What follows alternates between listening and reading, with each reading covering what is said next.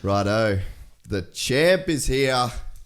Woo! Finally, we get to say that. Finally, that's been a very long time. Yeah, it's one of those things. I sort of class myself as a professional championship ruiner. Yeah, you're like the best dude that never won a championship in Australia until Sunday. And I was actually, I turned 28 this year, and I was thinking, man, 28 a bit late. Hopefully I can get this happening. Like winning this championship, like it's I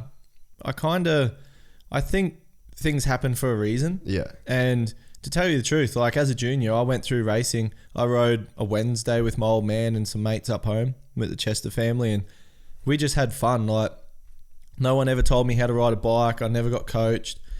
Blah blah. No, but Greg Moss, bro. Yeah, but at the end of it, I just went to Australian titles and won them. Yeah. And I look back, I raced for Jeff Leask.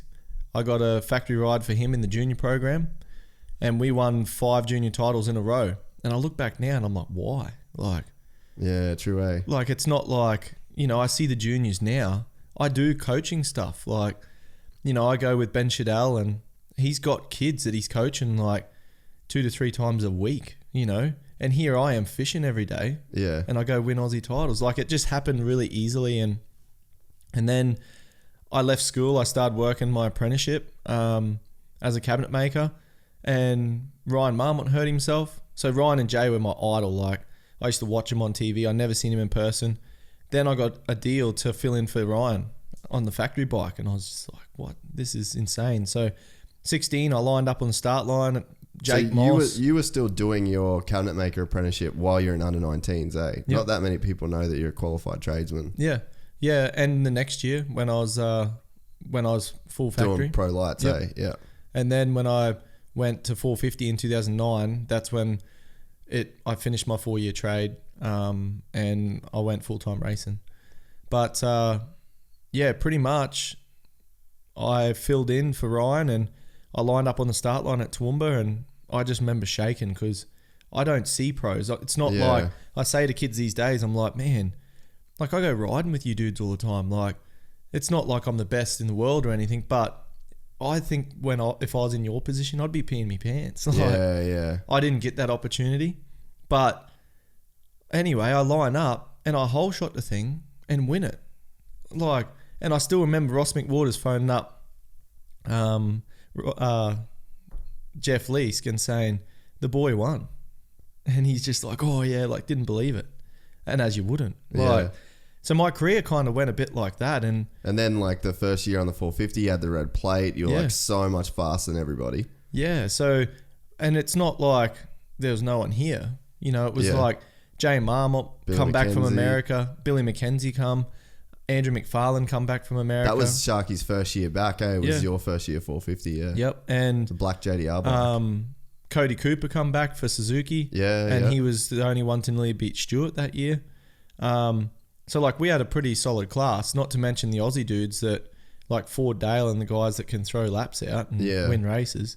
So Jay, then he won his 3 in a row, right around that time. Yeah. And I stepped in the 450. They had a betting system on full noise and this kind of stuff, and my name wasn't even in it. Crazy, and I went out, and it's not easy. At Albury Wodonga, I come out the first corner about 4th and passed them all and won it. I won the overall. I had the red plate, and I don't know. It just seemed like things were quite easy coming. Yeah.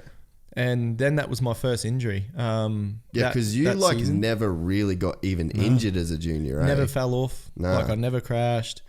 I was very consistent, because I don't know, I didn't have pressure from my family. I just rode the bike. No one told me how to ride it. I just went out there and rode the bike, and I thought I had really good line selection, probably because I didn't have my head full of stuff. I didn't have an old man on my back. I didn't have someone tell me I need to hold my leg up or stand up or sit down. I just went out there and went, I'm just going to go around that bump. I don't know why they were all hitting it. And I just wanted to win so bad. But yeah, then I had an ankle injury and that put me out of that season. Didn't you do your collarbone first? Wasn't the collarbone the thing that took you out in 08, or was it an ankle? No, so ankle. So I absolutely destroyed my ankle. I just kept riding, trying, because I was leading the championship. I was only young. I just thought I sprained my ankle. Ended up pulling everything. So they put even the ligament that hold your tib and fib together. That broke. I had bone bruising, everything. So what was it from? A crash? No, you just OJ'd something? No, I was just training up home. I rode the track and Wade Hunter come up, my buddy, and we had awesome ruts going. My foot just went under the foot peg and ripped it. Oh, really? And then I went the next weekend. I couldn't walk on it, and I just taped it. Raced the next weekend. I think got 4th at Toowoomba, and then had the next week off, and I just kept grabbing it, and I just thought, harden up. It's just an ankle injury. So then, anyway, a whole shot at Mackay at Gum Valley, and I'm leading the thing for ages, and I'm going around the corners looking at my foot. I couldn't hold my toes up. And I was like, geez. And then I ended up dropping it, and I couldn't even stand up. Couldn't start my bike. I remember that day. Yeah, you guys were there. Yeah. So I went. Urife flew me to Melbourne. Specialists were like, man, you're better off snapping your leg off.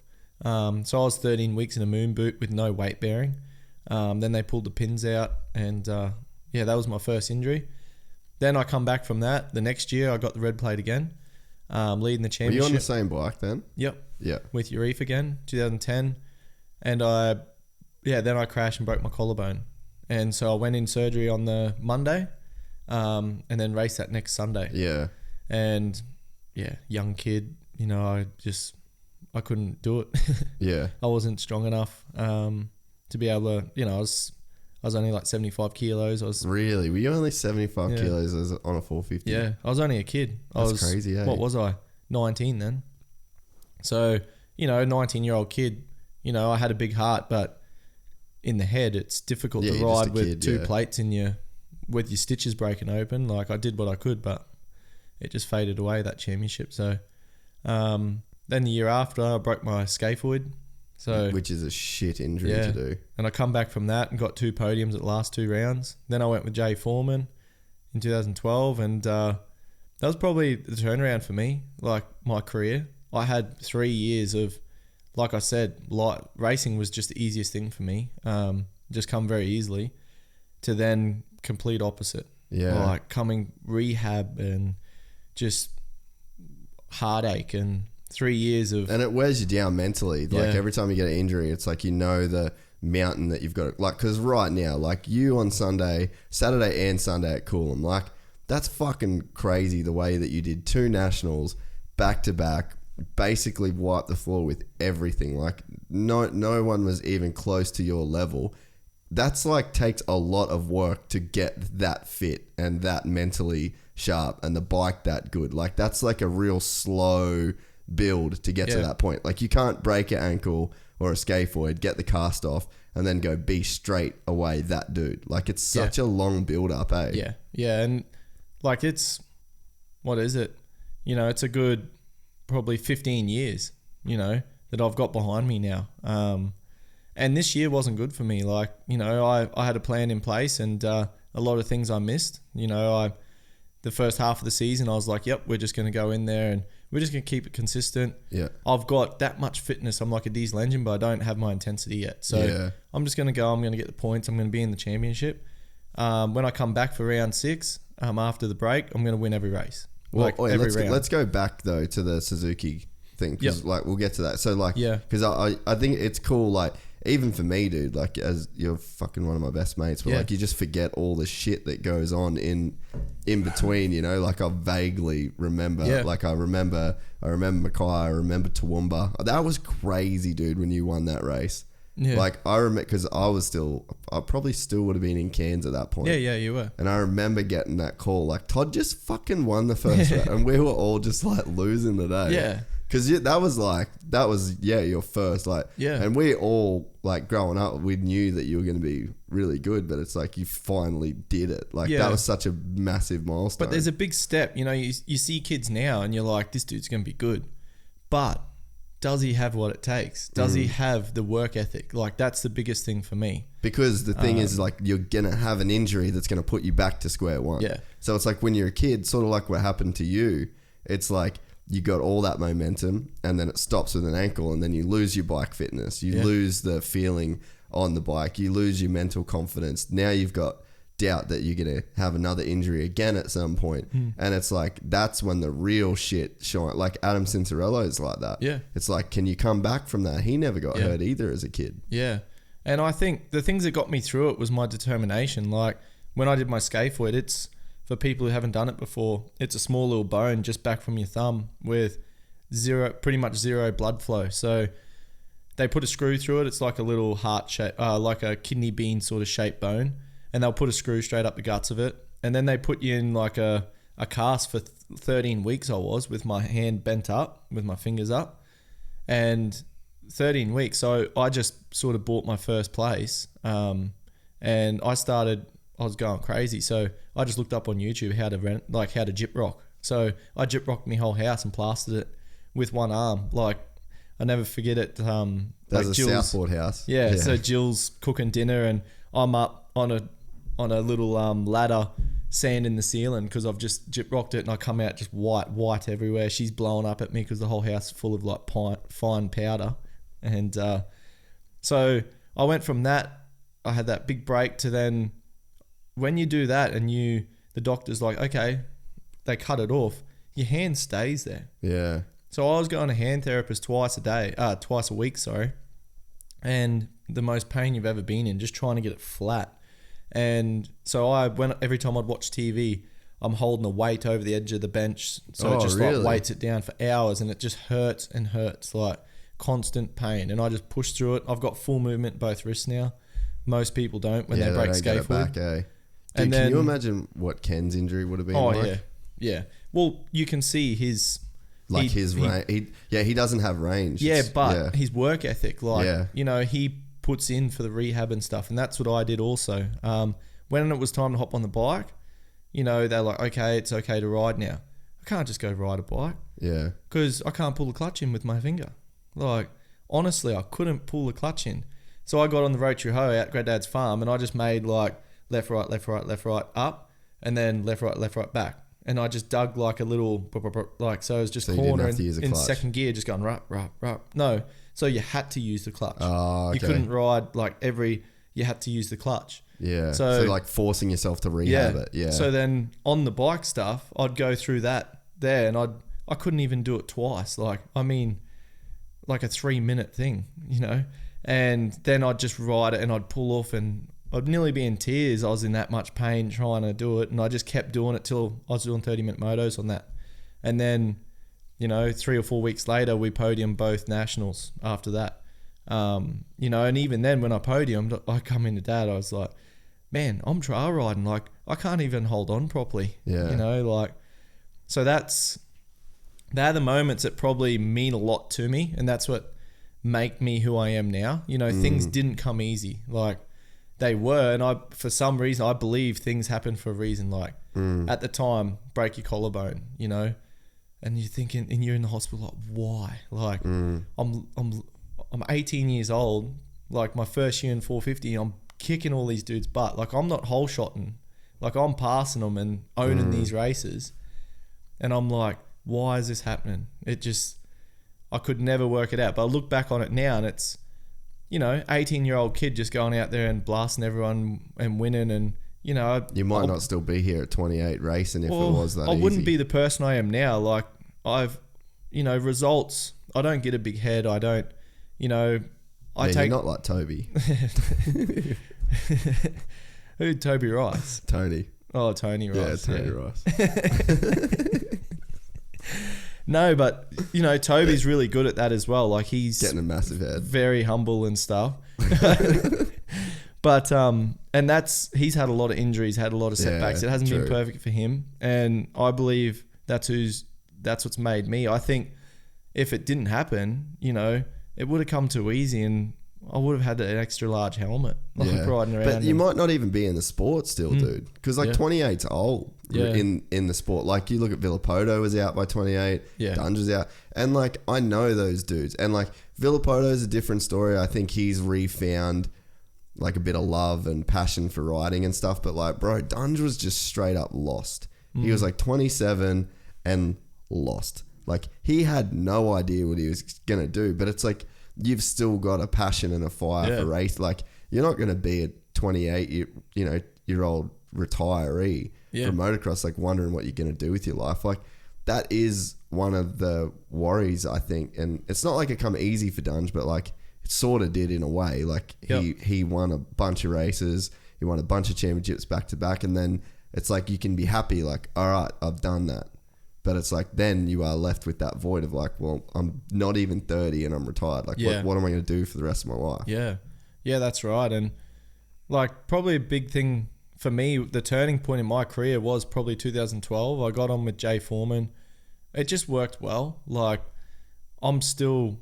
Yeah, you're still tight with him. Yeah, I really... we don't talk for a long time. Like I'll go to Europe and stuff, but I'll phone him up. Hey man, Jay, how are you? Like, I really respect Jay. So what was it about him that made you have that relationship with him? I don't know. He's a quiet achiever. Because you're like that with Mike Landman still too. Yep. Yeah, so I've met some amazing people.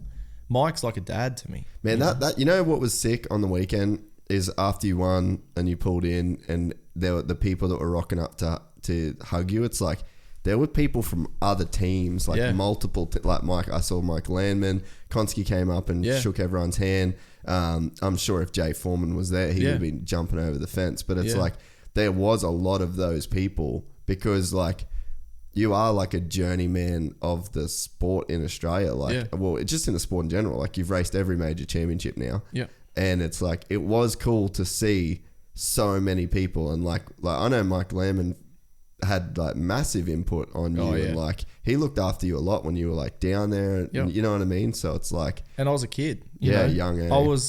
I remember first time I went testing was on Ando's bike and they gave me his Honda and I rode out there and I ride by time because like I said, I didn't ever have anyone around.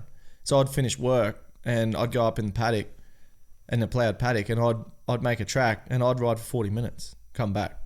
And then go back out, ride 40 minutes, because our races are 30 minutes and I want to pass everyone. Like I just had in my head, like I'm going to be an animal. Hurlings does that shit. Yeah. Yeah. He does like 40, 45 minute motos. Yeah. And the thing with Jeffrey is the tracks over there are so rough. Just brutal. Like it's just crazy. So for me, like when I go over there, it's like a punch in the face because it's something I've never experienced before, whereas I did a similar thing, but the tracks are a lot smoother, so I can't compete. It was just because you were the only one that, like, really it would be like you, Wade, like there would be a handful of guys on the track. Like, those tracks are there and they never get touched and they're there over years and there's hundreds of dudes on them. Like, you can't get tracks that rough. Yeah.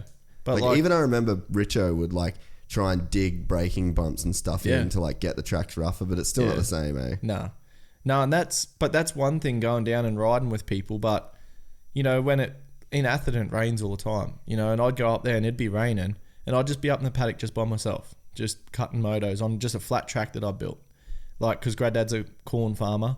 So when he'd pick the corn, I'd just go and ride in the paddock with the ridges. And it'd be like braking bumps coming in, corner, acceleration bumps. Those tracks are fucked. And so they're the moments that I look back on now and I'm like, that's who I am. Because I see these young kids now and they do 2 laps and they pull in their yarning all the time and testing some suspension. And I'm just like, man, when I was a kid, like nothing mattered until that stopwatch said 40 minutes. And when I first I flew down to Melbourne, Konski and that, they brought the bike out and stuff. Here you go, Todd, go try it. I jumped on the thing, went out, did 35-minute moto, come in, and Mike's out there trying to stop me. He wants to know what the bike's like. I don't care. It's awesome. Yeah, whatever. It's factory Honda. So I'm amped. And, I just put Mike through hell. Like, not hell, but you were like so against what was normal, like what everyone else did. I just burnt fuel. Like when we get there, when I was riding for him and I knew Mike well, I'd be like, I hope you got a couple of jerry cans.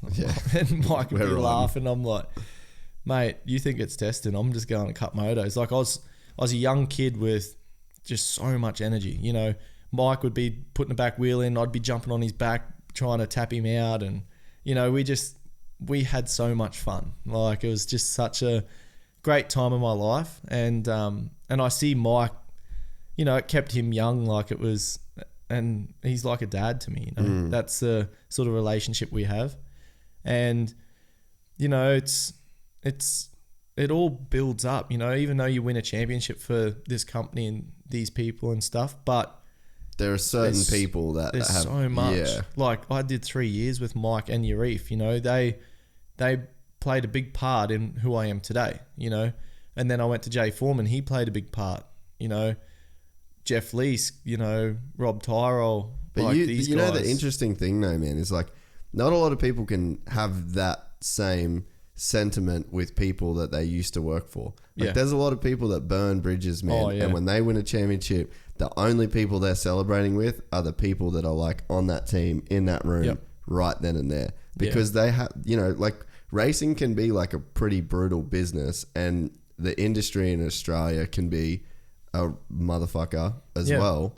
And it's like, just like riders can burn teams can burn riders, sponsors can burn, like, you know. So the fact that like you've almost like got through to like that's what I kind of was getting at. You got so many people that came up from all these different brands, and it's like, it was just so cool to see that like all those people were genuine in there, because like you really haven't burned bridges with people. I don't know, I get upset with some decisions that are made in the past, you know, like when I was in Europe and stuff, but you know, when I went back over last year, I see everyone as friends and family. Like, it's a big family, you know. I fight with my sister and people like this, but I love everyone, you know. Like, that's how I see our industry. I'm not one to hold grudges, like, oh, this dude said this about me, like, I'm not going to talk to him anymore. Not worth keeping it. I don't know, I just have, that's just my personality. I just love being around people and having a good time. So I think that's probably a big reason why. And like I was saying, like getting back with Jay, he just runs such a professional team, and I guess it was probably the time in my career where I matured a little bit as well. I understood a little bit more. Like, I remember we're at Coonabarabran, we're testing, and I was just the dude that you put me on a bike, I go out, I overjump some jumps, come back, man, forks are bottoming out. Like, you know, I need this thing to hold up because I'm going to pound it on race day. Like, I've always been someone who, I want the bike to hold. I don't want it diving under brakes or anything like that, because I had in my head, like, when it's race day, I'm fitter than everyone. When old mate's going there, I'm just going to put these big dogs up and I'm going to plow through all that stuff, you know, and I need my bike to do that. I don't care about feeling the corners and all this sort of stuff. I just want to plow past people. I want to jump 20 meters past him and make it happen, you know. So that's how I sort of used to test. And then I went with Jay and said to him, man, when I'm braking, it's too stiff. Like, it's just pounding my hands. And Jay's like, I'll put a stiffer set of forks in for you. And I was like, nah, it's hurting me hands. It feels too stiff. And he's like, nah, it looks like it's diving. So he put a stiffer set in, and I went out, and it was so much softer. Like, and I come in, because I think about things a lot. Like, you know, and I come in and I ask questions like, why is that softer, Jay? And he's like, oh, because when it's too far down the stroke, it's in the hard part of the stroke. So it's hurting your hands. He said, when we go stiffer and it holds up, it's working in the softer part of the stroke. I was like, get out of it. Like, I could physically go in the corner and just feel the forks going up and down, like cushions. And I was like, that's insane. So from that day on, it just switched, and my testing experience has just changed forever. Like, now I think about things differently, like the balance of the bike. And, you know, I've heard that Chad Reed's really good at testing, and I feel I've got I understand how it works. As a young kid, I played with a lot of clickers and stuff, and I know what high speed does and low speed and all this sort of stuff. Different spring rates. Like, I've had a lot of experience over the time, and that was kind of the changing point for me with Jay Foreman, because he did his own suspension. Yeah, well, he was RG3 Australia. Yeah. Is he still with them? Like, is he still? No, he's actually left. He's working in a shop down in Newcastle at the moment. Oh, yeah, cool. So he's sort of he's been with racing forever. Yeah. And he's doing like a management sort of role. Yeah. So he's loving that. Oh, that's good. Yeah. But yeah, so then that sort of changed and I got consistency back in my riding. I won quite a few races that year. We missed out on the championship by a couple of points with Josh Coppins, but we were going back and forth. That's right. And so we ended up second that year. And then I signed with KDM that next year. And I had the experience. I had everything. It was at my fingertips. I went out, still probably a bit immature. Like, I just went out and won every race for the first 3 rounds. Like, I'm talking like 30 odd seconds. Just was going hard for it. And then, then I injured myself. I broke my collarbone that year. And I knocked myself out for 3 minutes as well. So that, yeah. Were you just pushing too hard? Yeah. Because that's what Townley said too. He's like, dude, I would just push way too fucking hard. And he's like, and I just would get hurt. Yeah. And that's the problem. Because the problem is like, you've got that's why I think Dunge was so good. Is because like, he just didn't have that extra gear. Yeah. Like Villapoto has that extra gear. Carmichael had that extra gear. Like James has that extra gear where it's like, you know what? Ugh, there's extra. I'm going hard. Yeah. And like, that's where it happens. Like, he just never left the safe zone. Yeah. And his safe zone was just fast enough to be on the podium every single weekend. Yep. And it's like, even though he was pushing 100%, I feel like when you crash is when you go 110%. Yeah. And it's like, you just can't live in that zone. And like, because that's what was interesting with when I talked to Townley on the podcast, is he was like, dude, I just went too hard all the time. Yeah. He's like, I should have just chilled. Yeah. And that's, so yeah, I ruined that championship. Like, you know, I got second to Matt Moss and, you know, I come back towards the end of the year, I won last 2 rounds or something. And, you know, I missed out. It was probably like 8 points. It was quite close, but I just ruined it, you know. Was there a point where you were like, I'm just not going to win one of these things? Nah, not really. It probably would be for like a couple days after Coolum, but then once you get back in the swing of it, it sort of goes away. Yeah. Like, I don't know. You just, because I always find my way and then I'm just like, oh, it's over. Like, you're kidding me kind of thing, like next year. And I just start training. Like, so anyway, that year was pretty gnarly. Like, you know, Rob Tyrell phoned me up and he said, I've got a deal for you in Europe. And I was like, what do you mean? He's like, Husqvarna. And I was like, no, I'm not riding for them. And he's like, no. So KDM Austria are taking over Husqvarna and it's going to be their first year and they want a young guy, fresh blood, blah, blah, blah. You've just come off a good season. Like, I had great speed, you know, had it all sorted, everything. And Mossy was always legit.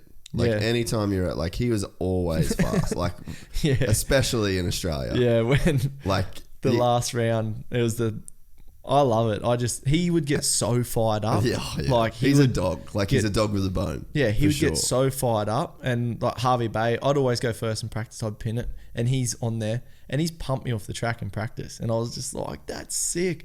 I've caught him and just T-boned him like so hard. And he's gone off the track. He's having a cry. I think it's hilarious. So then we go to, it was like the second last round of Shepparton or something. It was a concrete start. And concrete track. Yeah. And I was, you know, I just couldn't get my form back. Like, I had, like you said, that 120% before. And then I was at 90%. Like, I just couldn't get that. And Matt stepped it up. And anyway, I get a good start. I get to the lead. I pass his brother Jake. I get to the lead. I get like a 15-second gap. Next minute, Ryan's putting like 10. Like, Matt's coming, you know. Matt passes me. And I was just like, because we had some issues like along the way. And I remember it's just this big sweeper into one rut. And there's a single. And he's passed me clean. And he's just gone like straight for that line. I've just held the thing wide. I pretty much closed my eyes almost. Like, I just didn't shut off, aim for that inside and just folded both of us. Like, he went into the corner and I just T-boned him so hard and we both crashed. And I picked it up and he just looks at me and just gives me the finger.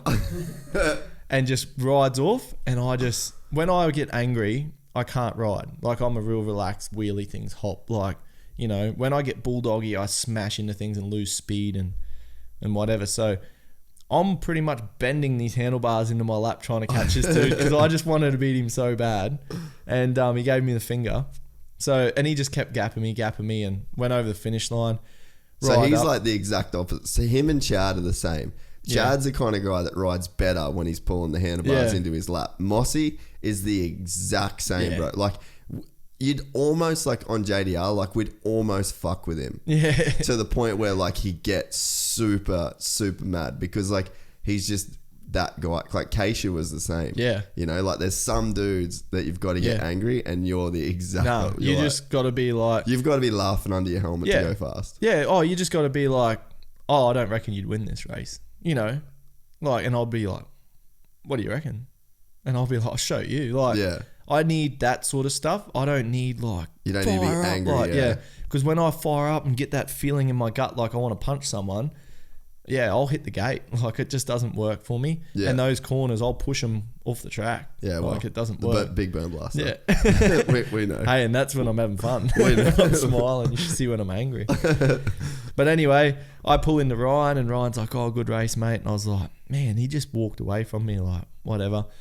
Matt turns around to me and he's just like, blah, blah, blah, do that again. I'm going to punch your face in. I just, like, straight off my bike, let's go. Like, and he's like, and then, like, sort of started a thing. And anyway, we're back at the truck. Next minute, him and Jake come walking over and I was like, oh, yeah. I just walked straight over there and I was like, what do you want? And he's like, nah, man, like, we're way better than everyone. I don't want this sort of stuff, like, just clean racing. And I was like, man, don't whole shot because I'm going to snap my forks off. Like, we had like a thing going like that. You know, the thing with Mossy too is, like, it was always about the money with him. Like, and I don't mean it as, like, that's the only reason he raced.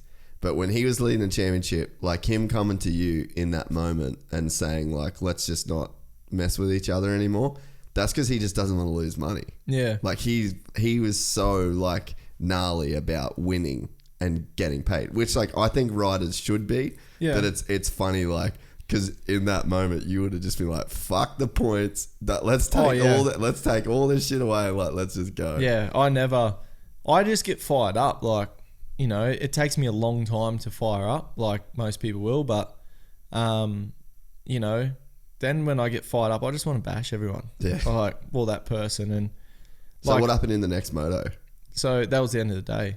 Yeah, but, like, the next time, did it? No, then we went to Coolum and Jake I was racing Jake the whole time, like, because it's for championship. He was protecting Matt and we were hitting each other off the track and stuff. And no shit, eh? Yeah, it was like, I think they had a thing with Josh Hill in Supercross.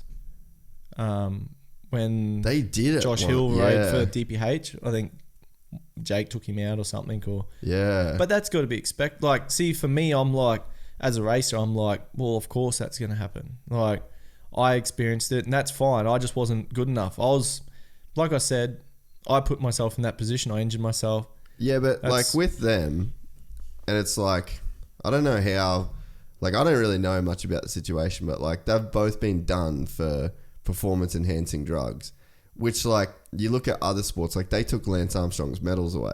Yeah. You know, like, have you ever thought about that? Like, is it a piss off that they could have been cheating then too, but didn't get caught, and then that cost you a championship? Or do you just still think you lost a championship? Yeah, but I also put myself in that position. And because that is kind of gnarly, really. Like, it's not something that really gets talked about that much, but it's like, fuck, like, there's dudes in the UFC where, like, TJ Dillashaw, he just got done. And he beat this dude, Cody Garbrandt, twice, who was the champ. So, like, he knocked out the champ to get the belt, and then he tested for EPO, and, like, it's just, like, fuck that dude's career. Because, like, there's head injuries and shit involved. So he got 2 bad head injuries from this dude that was on EPO. Yeah. It's like, it's pretty gnarly when that shit gets involved. Yeah. And again, I'm not saying, like, I don't know, they obviously have said they didn't take anything, but they got tested and whatever. Yeah. So, but it's just, like, it's not really talked about. Yeah. It's a hard one in our sport because, especially here in Australia, I laugh because I'm like, these dudes are getting 4-year bans, and how much advantage are they getting? Like, I mean, like, seriously, like, you know, like Jill's been a big part of my training this year, and I've got my trainer Jara Breeze as well, and we write programs up. You know, Jara's been my trainer since 2009, and it just hasn't been perfect. Like, his side's perfect, but, you know, it's always like, oh, it's got to be flexible because you might go testing this day and blah, blah, blah. So you got to work around it. And you don't know when you're going to be tired either. Yeah. Because you can't really push through. Like, there is a point where if you're like legitimately tired and you know deep down that it's from training hard, like you do have to listen to your body too. And it rest might not be on the program. Yeah. But in saying that, you know, I would get to a point where it's like, okay, gym session, but like nailing it. And then it would just start slipping a little bit. Like, you know, oh, not doing this week. Like, oh, but I went riding and drove 8 hours, like this and that. But what was I doing? Nothing. I didn't do any active recovery or, you know, anything to help this sort of stuff. So this year is where we nailed it. You know, if I drove 8 hours, I was going for a recovery cycle. So you just stayed fully committed this year. Oh, this year was like everything was to a T. And that's been my biggest thing is Jill in my corner. You know, before I walk out, I look on the board. Oh yeah, it's got the week. It's all planned out. Simple. Like, I know what I got to do. You know, whereas when it's just in your head, like, you know, you get a program stuff and it's flexible to where you work it. Half the time you don't do half of the stuff. Like, even though you think, man, I'm training my butt off and all this sort of stuff, but it's just not done properly, like nailed. And that's what Jill executed this year really well with me, because that's the person I am. Like, I kind of need structure and that side of it. So what I'm getting to is like, I'm like, these dudes, just these guys with no team behind them that are sneaking, taking drugs and stuff. You know, as you know, you've seen like Icarus and you've seen stuff about the Lance Armstrong thing. Yeah, they inject drugs into them, but what are they doing with those drugs? Yeah. They've got trainers on them. They're in laboratories. They're doing VO2 max testing each month to make sure that they're making improvements. And then if they're not, they need to see why. Well, that Brian Fogel dude, like in Icarus, he took those drugs and actually got worse results. Yeah. Like, he didn't even But that was a bit mechanical and stuff. Yeah, but by the VO2 max and stuff, he was better. He was better, yeah. He was fitter. But that's like, see, when I was in Europe, when I went to the But that's TTC, what I'm saying is like, you can't control that in motocross. Like, you might be fitter, but you can still have a mechanical, you can still have a you know. So like, to go with what you're saying is like, will it make you better? Like, is the risk worth it? Because you could be way fitter and way stronger, be winning motos by 30 seconds, but if you get a DNF at the first round and then a chain break at the second last round, you're out of the championship and you're at risk of getting popped for drugs. But like, what I'm getting to is like, these guys they've taken some drugs that are illegal. Like, they get a 4-year ban. So that's the risk. I don't have the balls to do that. I couldn't. There's no way in hell I could go to my dad and my mum and be like, you know what? I can't race for 4 years because I've been doing this. Like, you know. That'd crush him, bro. I couldn't do it. I almost feel like crying now, you know. And the thing that is crazy for me is like, I look at it and I'm like, I haven't ticked all my boxes, you know, like I haven't done all this stuff to warrant doing drugs. Like, I'm not a good enough rider and athlete yet. Like, you look at swimmers, like their programs, you look at tennis players and you look at these dudes up against me, like their workload's way bigger and their structure, and they got a physio once a week, you know, they're getting massage, they're getting blah, blah, blah. I wish we could look it up. What LeBron James, have you ever heard of the stat that LeBron James spends on himself every year? It's like something like $3 million that he spends on full-time chefs, full-time physios, full-time like cryo, float tanks, ice bars, masseuses. Like, there's it's in the millions of dollars that he spends just on himself a year. LeBron, like, that is great. Could you imagine that? Like, could you imagine that having the research, like if someone come to you and they're like, look, we're not going to give you money, but here's a credit card and you can spend it on whatever you want if it's to do with you getting physically fitter. Can you? But that would be gnarly. That was my experience pretty much at Red Bull DTC in Austria. You know, I broke my leg. I think I went there at the 4-week mark, like broken tib fib. I'm on crutches, blah, blah, blah. And then I walk in, Todd Waters on the thing. Okay, you've got laboratory, so you get your blood tested to make sure you're recovered, your CK levels up. And then you go, so before you go, you do like a week testing. So on motocross rider, we do it's like VO2 max. Like it's like a max test. They take your blood to see, they do heart rate and lactic acid. So to see how like what your threshold is, yeah. So you go running one day, then you go rowing one day, then you go cycling one day, and then the next day is a strength. And then they have physio as well. So at this facility, I'd walk in, I was there for 10 weeks at one stage, walk in, go to laboratory, yep, CK is good. Okay, go through to Michael to the training. I do like a 90-minute cycle. Yeah. Then I'd go to the physio, and we'd be doing physio stuff. Like physios aren't just lay down and give you a massage like people think. Like, physio, I've never worked so hard. Like balancing on my leg, because when you're doing a tib fib, like all your muscles go that hold your arch up in your foot and this and that. So my feet were like, one was at like... So is it, when you've got an arch in your foot, is that held there by muscles? Like is that muscles holding it like that? Yeah. So what happens, does that like collapse and then your foot just goes flat if those muscles get jacked? But as you can imagine, like this one's held up with the muscles and then this one's gone flat. So then it's putting imbalance on everything. Like your hips, your knees. Everything. Yeah. So then all of a sudden, when you run, you start flicking your toe around and like just crazy stuff going on. So the most valuable thing for me was the physio, and this facility, like you're going on you go to the physio and she's doing like insane. Maria had this stick and like where the break was in my leg, the muscle sort of like calcifies in a way. Like it gets angry because it's trying to go, it's over calcified the bone. Yeah. So the muscle's got big lumps. So she's just I'm crying, man. I'm just like, she's trying to like break that scar tissue. Oh, they call that fascia. Fascia, yeah. So we're doing that stuff and just the wildest stuff. You go on like a treadmill and it's weighted and it shows how much weight you're putting through everything when you walk and run. And then you go from that to then doing exercises, strengthening your glutes because that's why this is doing this and blah, blah, blah. So it was insane. So I went from that experience to then being like, what have I been doing? Like dudes, when I sort of turned pro, guys are like, man, we don't get paid enough for what we do. We put the out, this and that. And at that stage, I was like, you're kidding.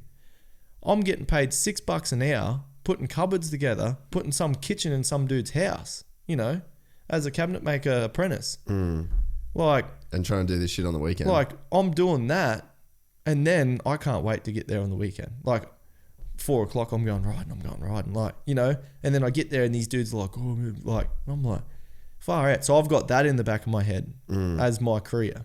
And so then I've gone to then have that experience at Red Bull and I'm like, these dudes are going on how hard they work and stuff. I work harder than everyone else and I ain't doing it properly. There's and now you just type in Google and you can find every single thing you want. And so there's, like I'm saying with the drug thing, there's so much that I can do before I need to go down that avenue. And let's say I went down that avenue now, I don't have the resources to get the advantage out of it. Like, what's it going to do? We're talking Codral and flu. I could take a Codral and flu tablet and get a band for it. What's that give you? Like, how's that going to make you win on the weekend? Well, I don't think that's the shit people are taking for performance. But how good do you think? Like, Yeah. I don't think that these drugs are that great. But they could probably get you... Well, it's sort of what you're saying, though, is like, you don't have to put in all the effort. Like, the effort that you put in naturally, working as hard as you do, some guy could maybe work, say, 70% as hard as what you do, but be as fit as you are. Yeah, but are they doing it? Well, that's what I don't know. But it's like... People who are taking the drugs don't want to do the work. They're finding the easy way out. Yeah. So when they take the drugs, are they working as hard as me? Because if they were, then they'd get the proper advantages and I wouldn't be able to compete, would I? Yeah. But that's what I mean is like, you look back at a season where you only lose by a few points, and then you find out a couple years later that dude gets a 4-year ban or whatever. Yeah. And I like Matt. Like, it's not like I'm having a go at him, but it's just to play that devil's advocate for the sake of the conversation is like, what's it like to only just miss out on a championship to a guy that, you know, down the track you're like, fuck, was he doing that then to beat? Like, 2019 was my first championship. Like, fuck, mate. Maybe did I win one in, what year was that? 2012, 13. Did I win a championship in 2013? Yeah. Mate, I don't know. Maybe. Yeah. Hey, the thought goes through your head. Like, and that's all I'm saying is like, when that shit goes down, you're like, well, have I already won one of these? Yeah. But when it happened, like, you know, when I look back on it now, I'm like, I've had a great career, you know. Theirs halted for 4 years. Yeah. You know, when you do bad things happen. And I didn't chuck a tanny. I didn't go to court. I didn't do anything, you know. I just was like, yep, no dramas. And all of a sudden I've got to ride in Europe and I took a different path. So that's, it's probably a difficult thing to swallow, but for me, I've always been good like that. I crash. Yeah. Like if I don't make the triple and I crash. You're not holding on to shit. Yeah. I just go around, I forget things really quick. Yeah. Like I've been sort of programmed to do that. So you don't get scared. And I guess I'm the same with that. Like I'm just like, whatever, he beat me. Like that sucks ass, but let's get the next one. Yeah. I'll just do it again. So then 14, you went to Europe for the first time. Yeah. So that happened with Husqvarna at, Robbie T got me that deal. And so we raced the motocross battling with Matt. And then that next week, Rob, Tyrell and I flew over to Europe. I tested with LXII for a couple of weeks. And then we raced the Nations. And then they wanted me to get my collarbone played out. So I flew back, got that out. Then I flew back over again, tested the 350 up against the 450 with Tyler Raderay for 2 weeks. Then they flew me back for Christmas. And then I flew back over straight away over New Year's Eve. We flew. And then straight to Spain. And we did 2 weeks testing there. Flew back to Belgium for a week. And then flew back down and did the 3 rounds Italian Championship. Straight into Qatar. So that's like a, whatever it is, 15-hour flight. And then to Thailand, GP. And then back to Europe, raced Arco. And I was currently 6th in the World Championship. That's crazy, eh? Yeah, and then we went to Brazil after Arco. And I battled with Paul Arn the whole time. I was 4th, man, the whole race. And on the last lap, I got caught behind a lapper and he passed me. It was just like, I don't know. I was done by then. Like, come from, like, that's what people don't realize. That's a hectic schedule, eh? Like, we went to tracks and I was just like, I remember in Thailand. And that was hot, eh? Yeah, really hot. But I was like, there's a tabletop, right? And then a big roller and you scrub the roller. And then, so you got, on the Saturday, it's a big weekend. Friday you go, you sign on, do all your stuff. Saturday you ride, so you do 30-minute practice, then you come in. And then you do 30-minute qualifying session, and then you come in, then you got 25-minute race. No points scored yet. So that's like doing one race here, like a round here. Tracks are way rougher, way everything. Way faster people. Bigger crowds, so nerves are there, so that's taking energy.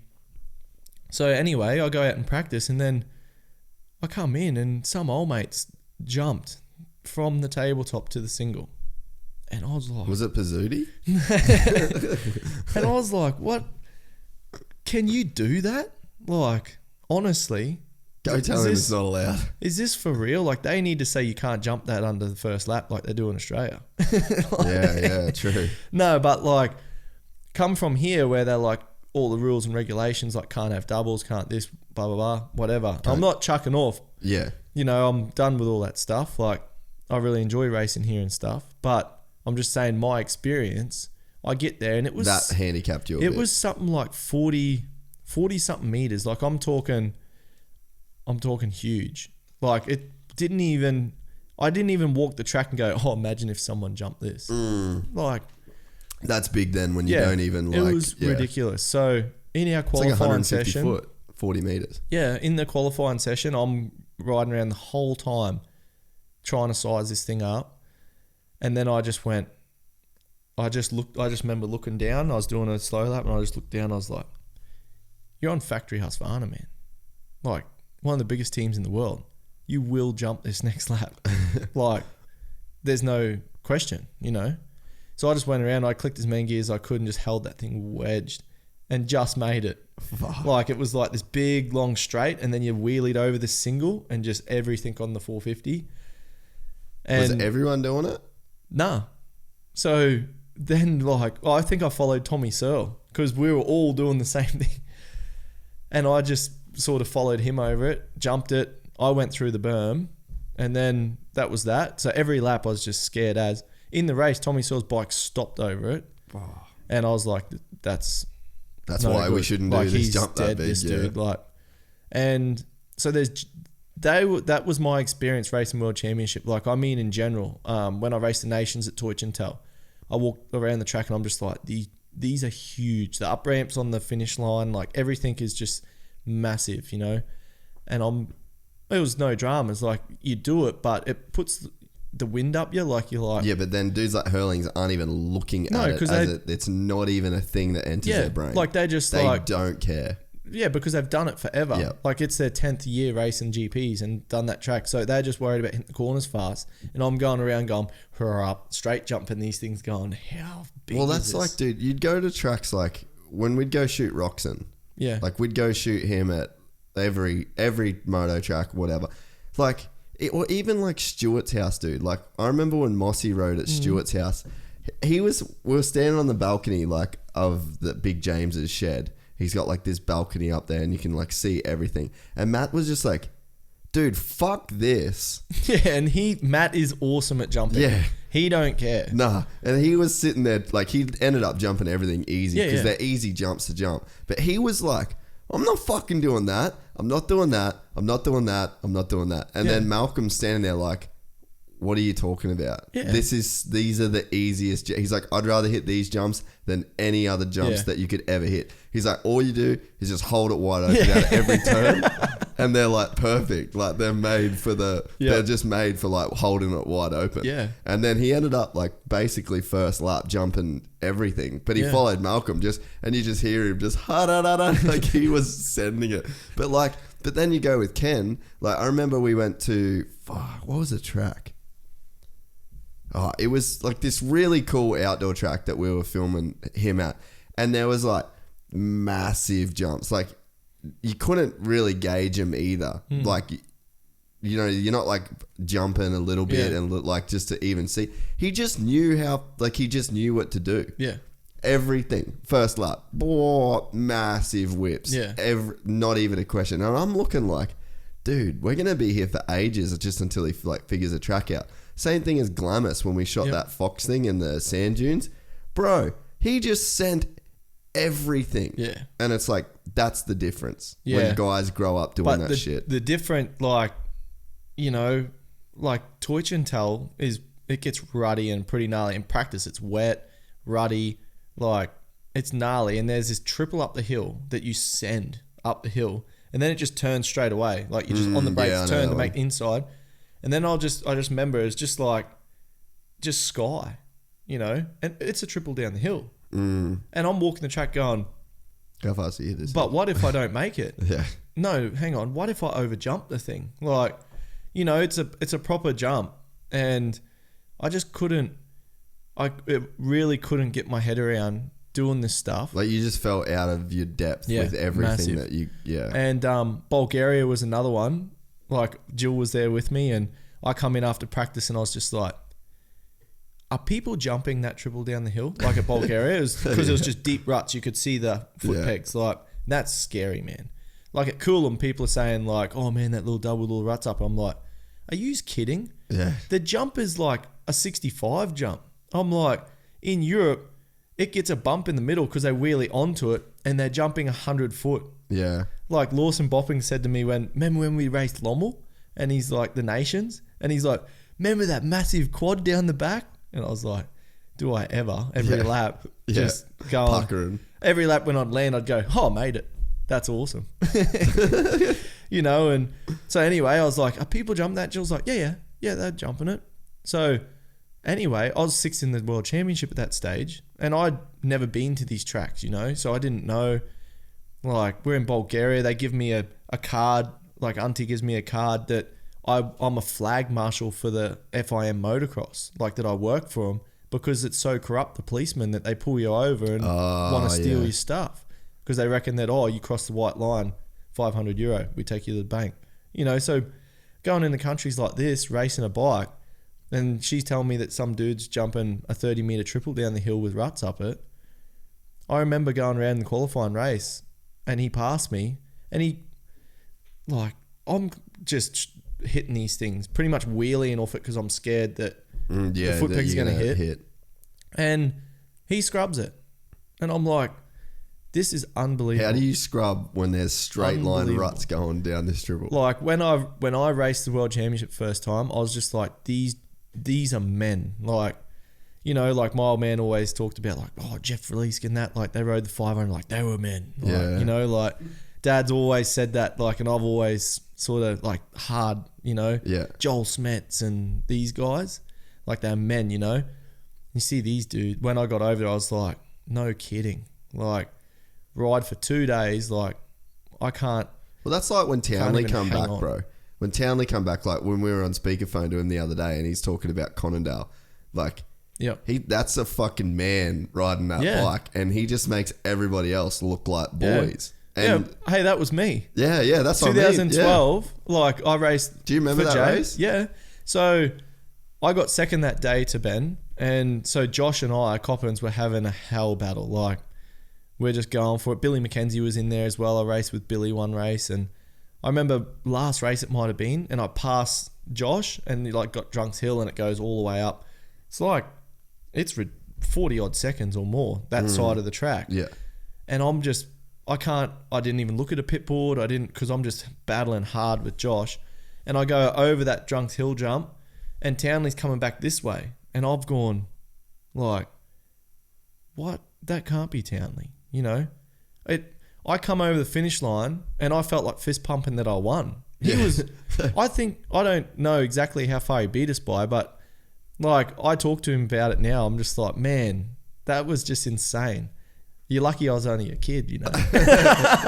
Well, dude, he said the other day that was the best he's ever felt on a motorcycle in his entire life. How crazy is that? Yeah, but he had no competition. He was just racing a kid. Yeah, true. But like, can you imagine all those years he battled Villapoto, all that shit that he did in his career, and like that one day at Conondale was like his... Yeah. It's gnarly. Like, how do you even have a memory of like that, you know? Yeah, but it still is strange to me because after racing Europe, like, I know why Jeffrey 10 seconds quicker or whatever, because the track is like just insane, and by the time you come to the actual race that counts to get 10th, you're cooked. I'm like, you know, I'm sitting down coming out of corners and stuff. Like, obviously when I was there and I was doing on the program, I got onto it, and I was, you know, the 2-day events were fine, but at the start, that's how it is. And I just think, I'm like I look back and I'm like, you know, all these experiences, all these things, like I stood on the podium in the MX1 class, like 10th ever GP in my life, you know. I'd never been to these tracks before. Never raced that track, and we got 10th, we got a podium. I remember standing up there. I didn't feel emotional. I didn't feel nothing.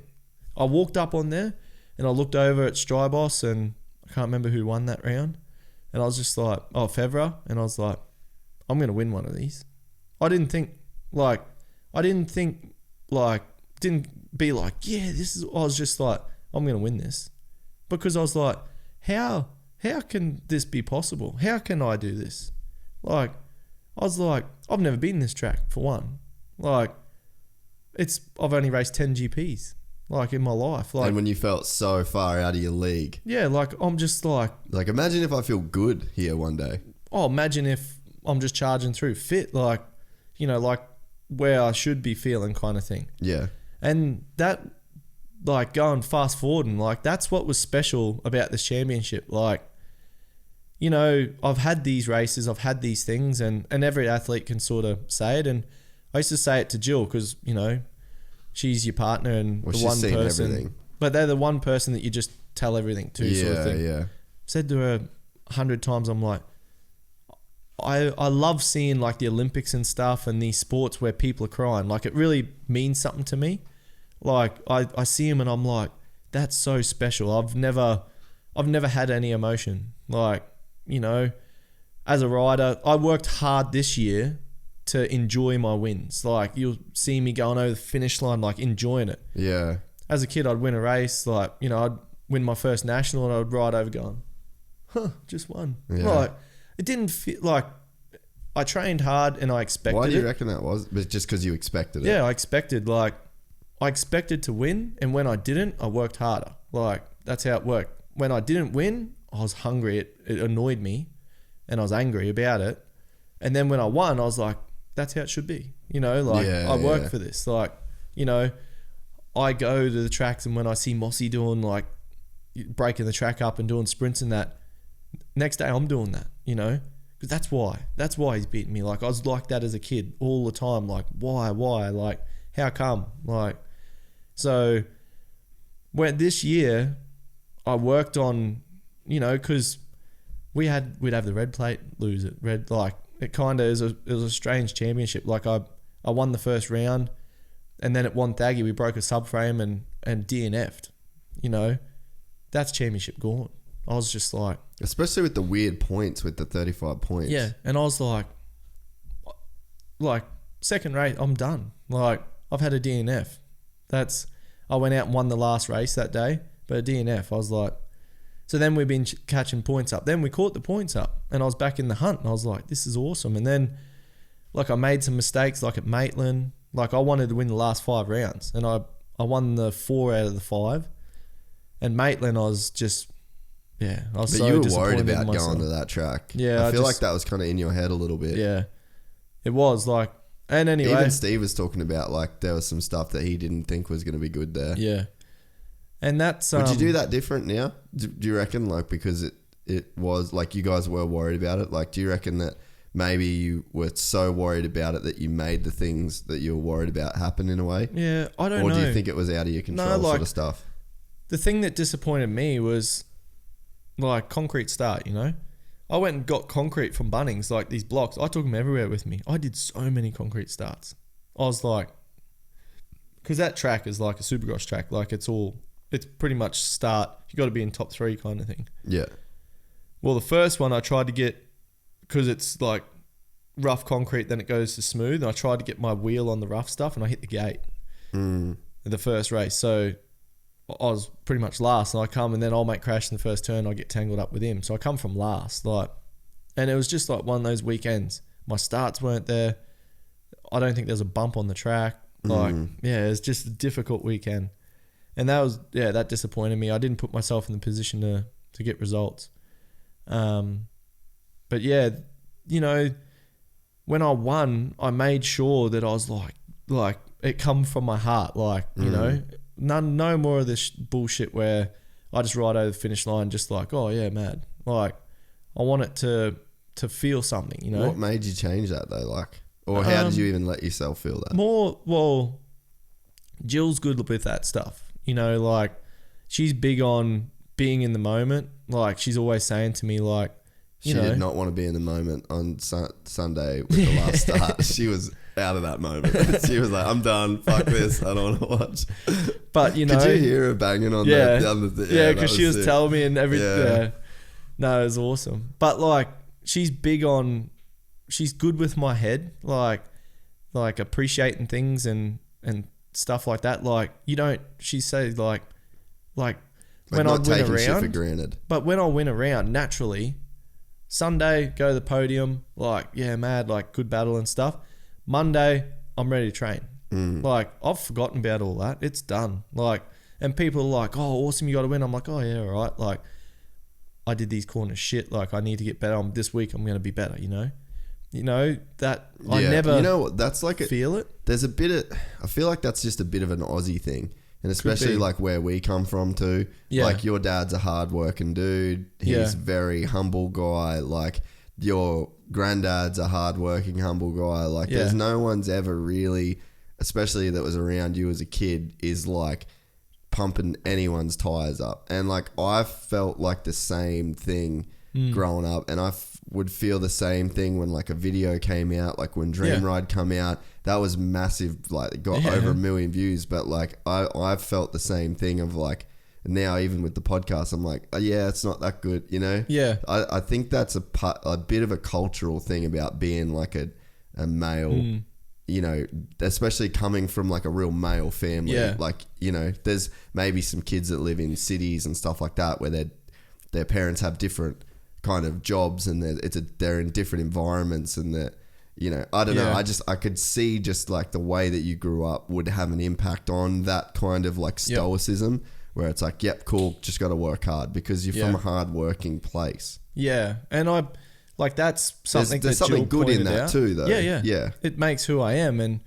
But you know, that's where Jill's, and you don't have to brag or anything like that. But you can enjoy the moment. Yeah. You can give yourself permission to like take it in at that time. Well, you know, be like it, like did it, you know, like, you know, whether it like just feel something, because I never feel anything. Like win a race and my mentality straight away is like, man, that last lap, like I should have had my feet on the pegs, or, you know, I never go over the finish line just like, yes, like, you know. Yeah. And I remember watching when I was a kid a European thing, and Billy McKenzie, he won every race that was in Japan, and the dude, GPs. that's right, yeah. And it's funny because then we crossed paths and raced each other, and I know Billy quite well now. And Billy's a very intelligent guy. Like he's, you know, you can just, when you talk to him. Yeah, he's a different cat too. Yeah. Like the way he thinks about stuff is very different. But even like in a good way. Even like the motorbike, like I've heard him say, he's just like, you know, man, like, and he just focus, and he's just like I just need to get off my brakes, and like, you know, he really analyzes stuff, and I respect that because I'm a bit like that as well. And anyway, when I was like 14-year-old kid, and Billy, they're interviewing everyone, and Billy McKenzie come on, he's just like talking about like the school teachers giving him a hard time and stuff, like he said, I want to be MXGP champion one day, and they were just like laughing sort of thing. And anyway, he won the GP there, and I get goosebumps now thinking of it. It really stuck with me. Like it's got beautiful like ruddy track, clay, and it shows Billy stand at top of this hill with all the crowd, like just stand there like this, like with his bike laid over. And he says, like in his interview, he was like, I just won that race and I just went up, and he's like, I was just like, yes, like, you know, like enjoyed it. And that stuck with me. I've just been like, man, that's just gives me goosebumps, a good feeling, and I'm amped for him. Like that, you know, because I've never had that. I've never gone over the finish line just been like, you know, I've always just, that slipped by. And I look back at my career now and I'm like, that sucks, you know, when I've had good times, like getting a podium, first ever podium, I'm thinking like, I'm going to win, man. Like, and there's no reason why I couldn't, you know, like there's a fair call, you know, why we got 4 top 5s that year. We got a podium. Like there could be a chance where something could happen. I could get a second, or, you know. Yeah, go 2-3 and wins the overall. Could happen. Someone injure himself or whatever. But the point that Jill says is like, you didn't enjoy that, and it might not ever come again. Hasn't.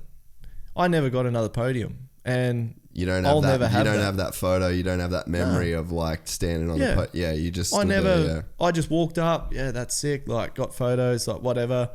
My mum and dad are crying. I didn't cry with them, like, because I'm just like, man, I'm going back to train. When I succeed, it just amps me. Like I have a hard time having Monday off.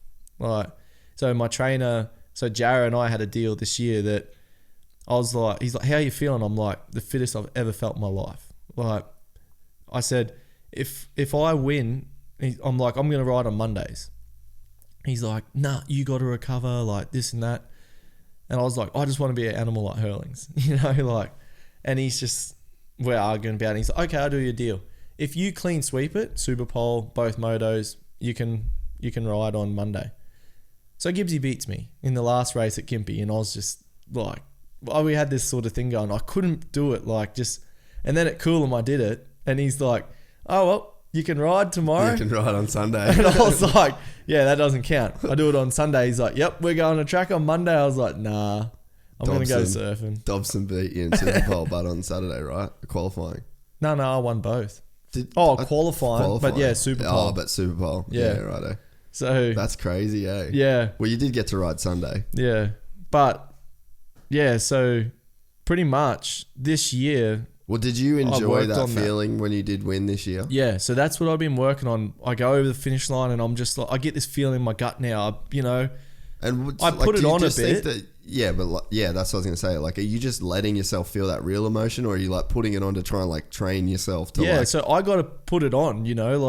Like Gympie and these races, like round 6, I was like, and it kind of comes, and you're like, shit, yeah. And Jill gets amped, and that's sort of what we were working on, getting more into it. Yeah, well, and it made it more enjoyable. It's like being grateful for it too, Yeah, and then like coming to Coolum, like because I'd done that a few times, like I was like, imagine because I don't ever build the trophy cabinet before I win. Like I'm just like, man, Matt, it'd be so sick if I could clench this, like, and I just focused on my racing, and then the last race sort of come, and thinking about it, I started like getting teary feeling, like when you're watching a movie. I was like, how sick's this? Like, because for me, that's not me. Like I don't get that, and that's been my sort of. I wanted that one day. Like, people work so hard for like 4 years for an Olympics, and they win it, and they cry. And that's not an easy thing. And as big as the goal is or as small as the goal is, I don't really give a crap, to tell you the truth. But that time, like, I could reflect on trying to get this championship. Like we explained, it started back years ago, like the 450 championship when I was 18, that's 10 years ago. I've been trying to get this, and I've had almost, when I come back from Europe, I didn't have the red plate those 2 years before I left last year. But every year up until then, I've had the red plate pretty much, like at some point. And so it's, it was a pretty cool thing. Like I was holding back. I was like, I'm going to win this last race. Yeah, I wondered I wondered what game you were going to play, because like you probably didn't need to do. No. Like we almost had a round. You almost had it. A race. I had a feeling like, because I stood up there with Jill up at the little MX store booth that they had, and I was just like, dude, he'll win this moto. Like, you'd already won everything. Like you'd have to just feel like as soon as you got into race mode, like you were just gonna go. I was fucking tripping, and I was standing. It was funny. I just asked Jill. We're standing there, and I was like, I was like, I've known this cunt since he was 10. Yeah. And he has not done, like, this is the one thing he's not done. Yeah. And Jill was like, seriously, shut up. Like, don't say that. I'm like, no, but like, and I was like, no, like, this is awesome. Like, this is the moment that he's wanted. Like, this is his chance. Like, he can do this. Yeah. And then, dude, when you come around the start and you basically got the whole shot, that's when I had tears in my eyes, because I was like, that's what I was worried about. I was like, I felt like if you got through the first turn and you had the whole shot, it's so automatic. Yeah. Like you just going into that mode, like it'd be hard.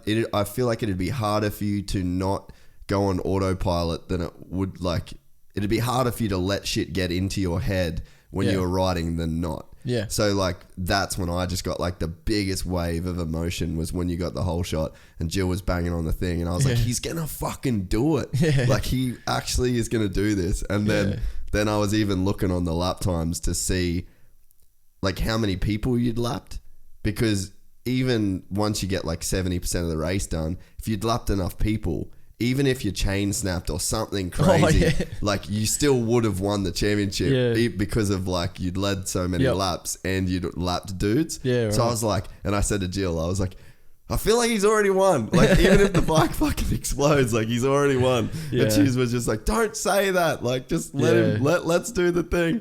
And then I had to walk off. I was like, I'm out. I'm going to walk down to the podium. I was like, I'm fucking done with this shit. But like, you could just see, like, you were clicking off the laps, and like, you did what I thought you'd do with being so on that weekend, is like, get the whole shot and just win the race. But like, dude, I knew you were shitting yourself the whole week before Coolum even. Like, like, you can't like not be nervous for something that normal. You've worked so long for. Yeah. And people are like, oh man, like, you're quiet, is everything? And I'm just like, bro, are you serious? Like, I close my eyes at night and it's just like, rah, rah, rah, rah, rah, rah, like, like, oh man, don't do that. Like, you know, you're just forever all night opening your eyes like this, going, oh man, don't. Did you sleep those 2 nights very well or nah? Hated. So I've been listening to Coach Rob's stuff. Oh, have you? Yeah. Fuck, so I listened to your podcast, and Wardy got me onto it as well. Oh, right. Mike Ward's been listening to it flat out. Which one? Coach Rob's stuff? Yeah. Like his own podcast? He listens to all your stuff, but he listened to Coach Rob. Yeah, he does his. Yeah, okay. And then listened to the rest of them. Ah. And I got onto it, and you know how he talks, I don't know in your one if he talks about sleep, like...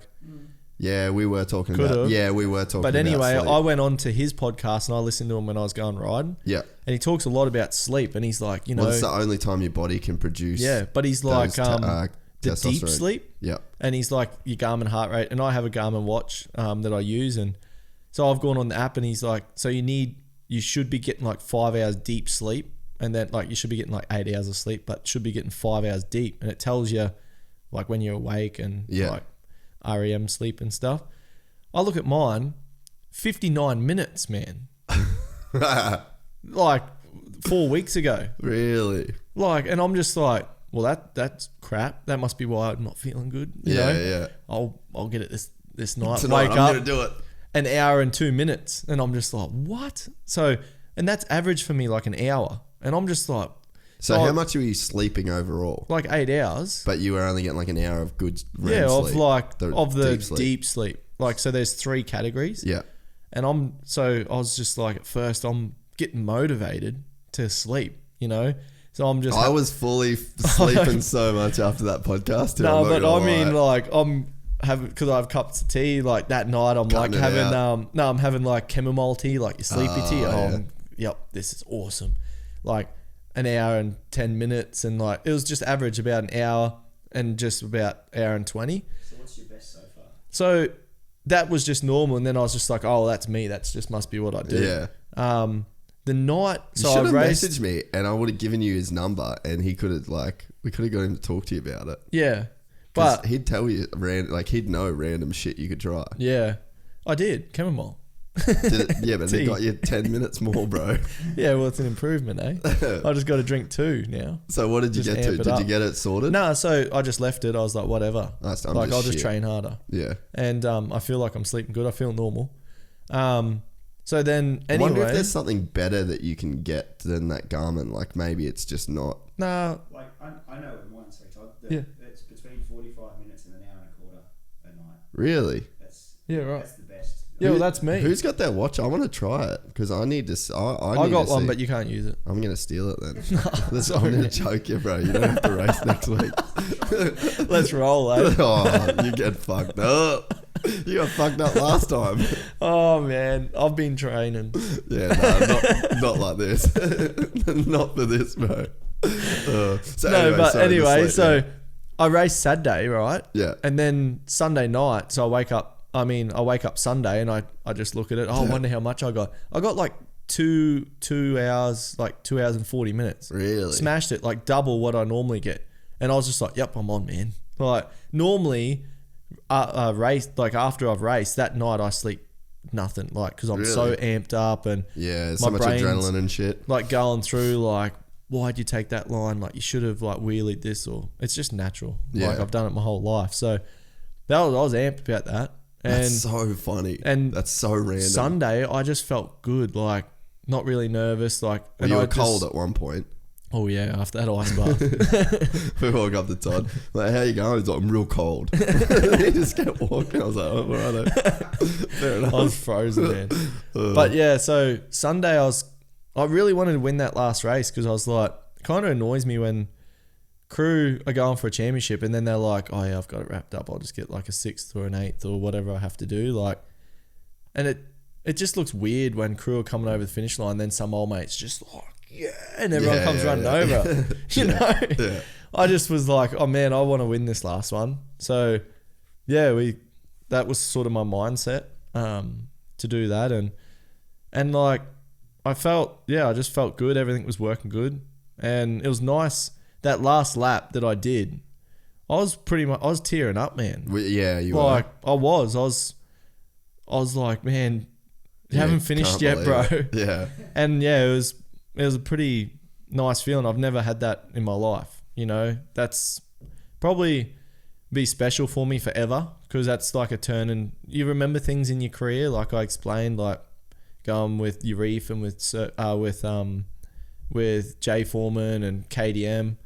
There's like people you work with and stuff like that. And, you know, yeah, won the championship, but it's more than winning a championship for me. Like it's, there's a lot of emotion in it. And it's payback too. Like this is a blood sport. Yeah. Like we're in a blood sport. Like you give your blood to do this. Like you pay to play, and what the payout back is a championship. Yeah. And a 450 championship, that's the goal for everybody. Yeah. Like, and you know, it's great to win a lights title and it's definitely means something, but like you just no guy is going to go through and like if AC, like he's going to Cowie next year in the 450. And if he doesn't win this 250 championship, but then he wins a 450, like he doesn't care. Like you don't care if you get the 450 championship. And it's like, you give so much and like the length of time that you've gone without winning and the blood that you've had to pay just to rock up on that start line. It's like you finally got paid. Yeah. Like you finally got paid for everything that you've put in. Yeah. Like that's why it means something. Yeah. And it's a big thing. Like you've known me forever. Like I just like, oh yeah, sweet. Like kind of thing. And I'm working hard, man, to just be like, hell yeah. You know, I'm constantly telling myself like, hell yeah. Not telling people or anything or walking with my chest out or anything. I just am trying to teach myself to enjoy something, like to stand back and look from the outside in kind of thing. Like remember stuff because like Jill said, might not ever happen again. And my GP career didn't, you know, like at the time at that present time, I was like, this is sick. Like I know how this works. Like I've done it in Australia, you know, you win some race, you get some results, you get time under your belt, you learn the tracks, blah, blah, blah. Like, you know, that's how it works.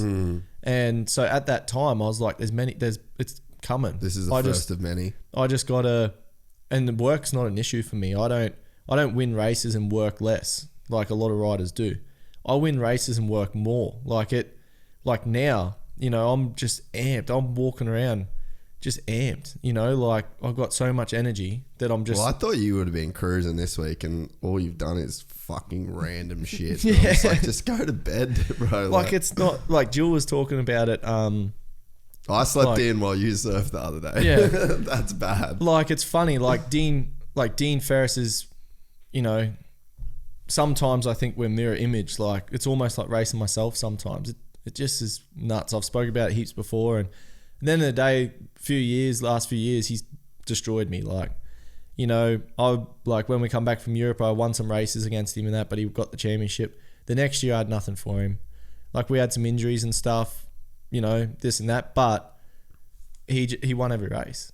Like, you know, he just destroyed it. So, and that killed you. Yeah, like to know that he won every you know, race. It was like, it's a funny thing because at that point in time, like I was like, well, you know, I raced the first 2 rounds walking the track in a moon boot with broken foot and broken rib. Yeah. And no ACL. You know, like, so I was okay with it because I was like, well, some dude's got to win and I can't. Like, it's like that. But, you know, it's kind of different because when Dean beats me, it's like, oh, like he's training so hard. That's what I feel. Is he the one dude, like if somebody beats you, is he the one that pisses you off the most when he beats you? Yeah, like it's like I don't know. I have so much respect for him, like as a racer, you know, like because you know as a what dude he does. running 111 with his helmet on, I'm just like he's worked so hard. I love his work ethic, everything around that. And so when he beats me, I'm just like, it's like a feeling like I need to do more. Like he beat you by hard work. Just he outworked you that time. You know, whereas I've raced dudes before that are just like so talented. You know, I remember I love Ty Simmons. You know, like we grew up racing juniors on KTM team together and young, like running amok. Like we had a ball, you know. And I'd go stay with Ty. He's so good on Supercross. And yeah, he's one of the most talented riders I've ever seen. Unbelievable to watch and to race. Like him and I give each other a hug after the race, you know, like whether I won or he won, like we just had such a good relationship. But when he beat you, it was like whatever. He's just so fucking good. Like it was like you just knew it was like the talent. But I was happy for him to beat me. Like not like I was just like, well, I couldn't beat him, you know? Yeah. Today he beat me. It was never like damn you. Like it was like he was a brother, you know? That's how I see Ty. But I think though that like you would admit with Ty that like there's just some shit he can do on a bike. Like you're never going to be able to do it. Yeah, but that's what I had. Yeah, like in terms of not necessarily speed, but like he'll hit a jump, he'll scrub something. Yeah. Like there's some freak shit that dude's capable of like you're not. But then there's so much stuff that you're capable of in the work sense and the determination sense and the heart sense that he never was capable of. Yeah. So I think it's different when guys like that beat you because it's like you kind of know deep down. But I think like you said with Dean, it's like you guys are as talented as each other. Yeah. And you work as hard as each other. And it's like you guys are so even that if you beat him, you outworked him. If he beat you, he outworked you. And I think that's what... Or there's like, you know, team and like little bits and bike pieces. Setup or this but or that. I don't really think that. Like with Ty, I remember going out to Supercross and we're training. I get up in the morning, I go running every morning, like, and I'm training and he's sleeping in and we go at the track, he's like 2 seconds quicker than me. Yeah. And I'm just like, that's why I love motocross because that don't happen. Like, you know, like I work and I get results, you know. Supercross, like, dudes are sleeping all day and they're getting out and just kicking butt. And I'm just like... Look at Wade, how talented that dude is on a Supercross track. It's just like bullshit. Would make me really angry and see... So that's what I respect about Dean is I don't have that. When he beats me, I'm just like, what's he doing? Like... Yeah. What is he doing that I'm not doing? Like, do I need to lose 2 kgs or like... You know... And that's what I love about racing him because whether it's here in Australia, when we're in Europe, like it was just like a full on, you know, no one ticked those boxes. When Paul Arm beat me, I'd be like, oh man, like I nearly beat him, you know, kind of thing. But when Dean beats me, it's like, man, I need to lose some weight or like all these things like, am I not eating like, could I improve my eating or this or that? Like it makes me really search like my whole program. I'm gonna text Dean and see how much he sleeps a night in REM sleep. That is gonna fuck your life. If he sleeps 5 hours of REM sleep a night, your life will be fucked. Yeah, but it's funny. So Jill spoke with him on the weekend, and Dean was like, "Man, when I won my first," she was telling me when I won my first championship, he's like, "I pretty much just slept for 2 weeks. Like, it just like the relief and you know, just like the enjoyed it sort of thing." Over, and like, because Jill's like, man, you just need to chill out. We went to Lennox Heads today. I said, take me somewhere. Like, it's just how I am. Like, an example, we win the race and then to expect that you go out for a few drinks, right? So I go out with your brother, with Maddie, with Johnny from Troy Lee, like everyone's there. So we end up at this little Irish bar. We're drinking bloody vodka, soda water because I got to keep hydrated. Like, I don't drink, you know, so it doesn't take long for me to get drunk. And We're celebrating. Todd's the shittest person to drink with, by the way. No, but I'm better now. No, you're like not. This was a good night. Fuck. There was no shots. There's been nights where I've literally like paid for a cab for them to leave, so like I don't have to deal with it anymore. And then the videos you see in the morning of like him and my brother, I'm just like, that's why I didn't go, because you two are fucked. Yeah, but you're better now. Yeah, but it's I don't drink. Like people like come and I'm just like, man, I don't drink. Like it's, you know, when you can't handle something. Like when I have a few drinks and I get tipsy, and then next minute we're throwing shots down. I'm next minute you're throwing running over the Ducatis top of over everyone's bridges. car, and like it's just a menace. Like it's not. Yeah, it's bad. I think I hold back so much in life. Like I'm well mannered. Like I do everything, try to be good. Like it's just natural. When you do get like that release, it's just every time I don't have a shirt waters, on, like ripped off, like things just go crazy. I drink a drink, smash the cup over my head. Well, like Matty showed me how his shirt ended up over the weekend. So anyway, we're 4:00 in the morning. I think we're doing slides on the D floor. The bouncers get us outside, and so we end up home. I think I went in at like, I don't know, 4:30 or something in the morning. I like slip in, Jill's in bed because she didn't end up coming. She knows how we get. I have a shower. Smart. I like cruise into bed. I close my eyes and then I hear alarm go off. And I'm like, what are you doing? She's like, oh, I'm going to go for a surf. I'm like, yeah, me too. Did you have a headache? No, I was still drunk. Like, oh, okay, that's good. Pretty much. So, so it would have been maybe 7:00 or something. I got a couple of hours of sleep.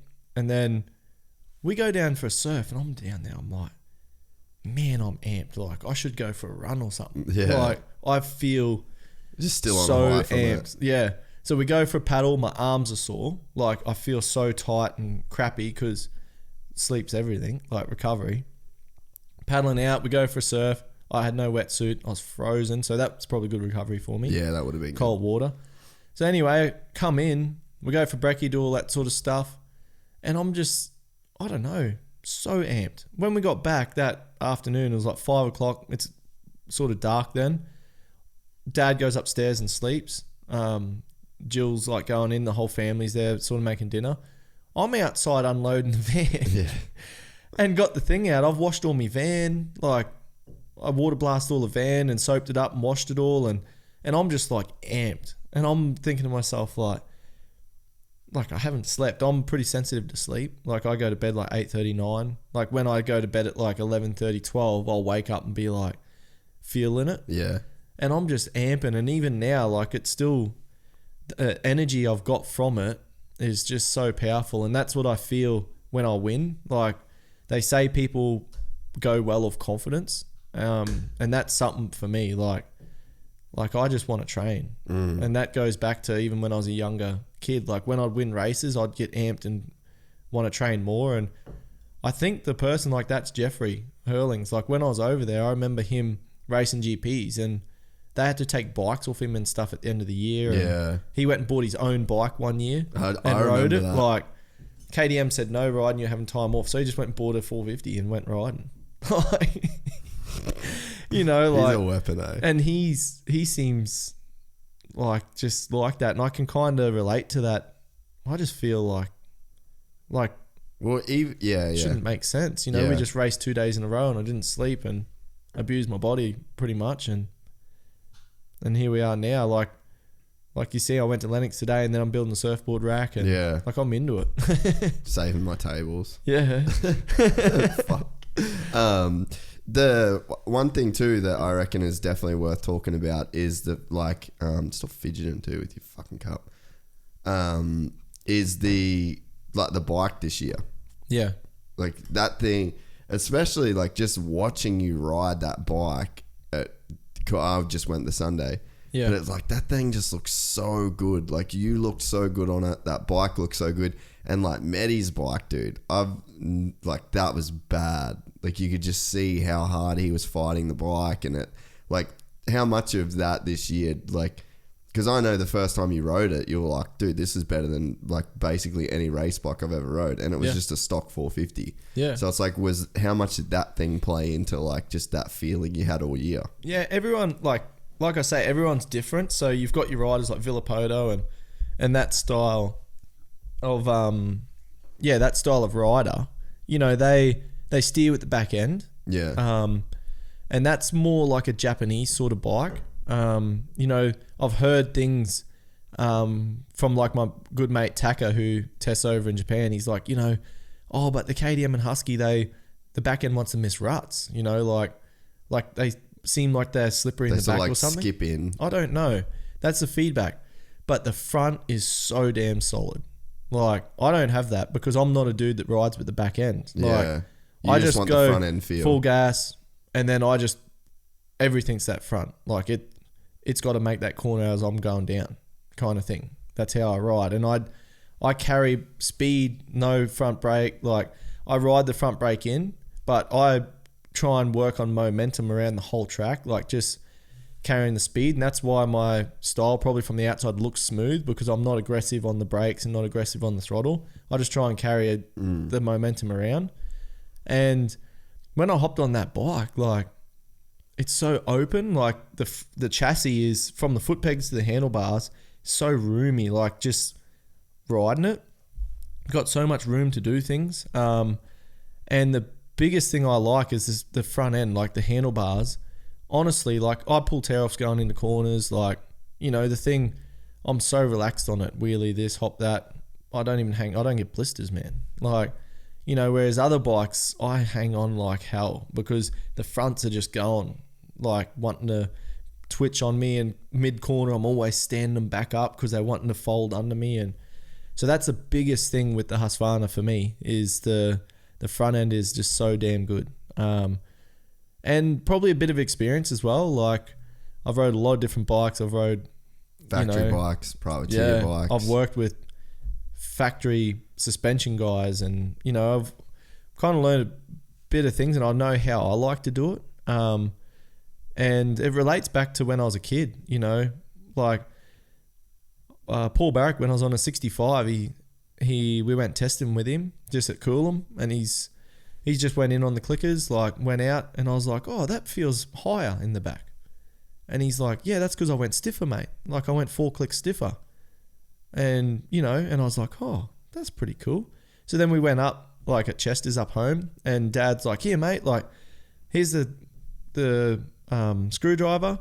Let's go in some clicks, like, on the fork. So we just went in, like, 5 clicks all the way. And I'd come back and be like, oh, that's so stiff, Dad. Like, I'm just a little kid. But he made me do it and made me understand it.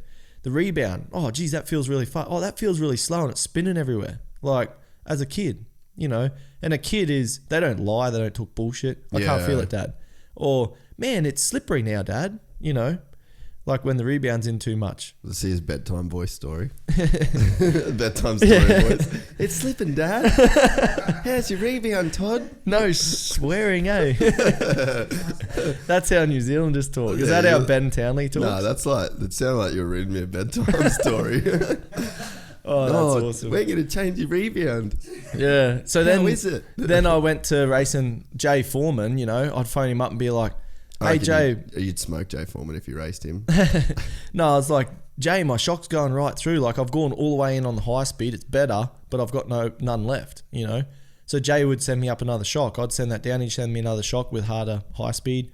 And out I'd go and be like, yep, race the sunny states and stuff. And so that's how I test. And it just works, man. Like, I know where I'm at. I tell the suspension dudes, this is what I want. Like, give me a screwdriver. Like, that's how I test. So at the start of the year, I said to the boys, okay, I'm going to come down 3 days riding. I'm going to ride the bike for 2 days dead standard. Like, we can try handlebars. Did you listen to Mike Sleater podcast? No. See, so me and him, when he come on, because you know Sleater, like, yeah.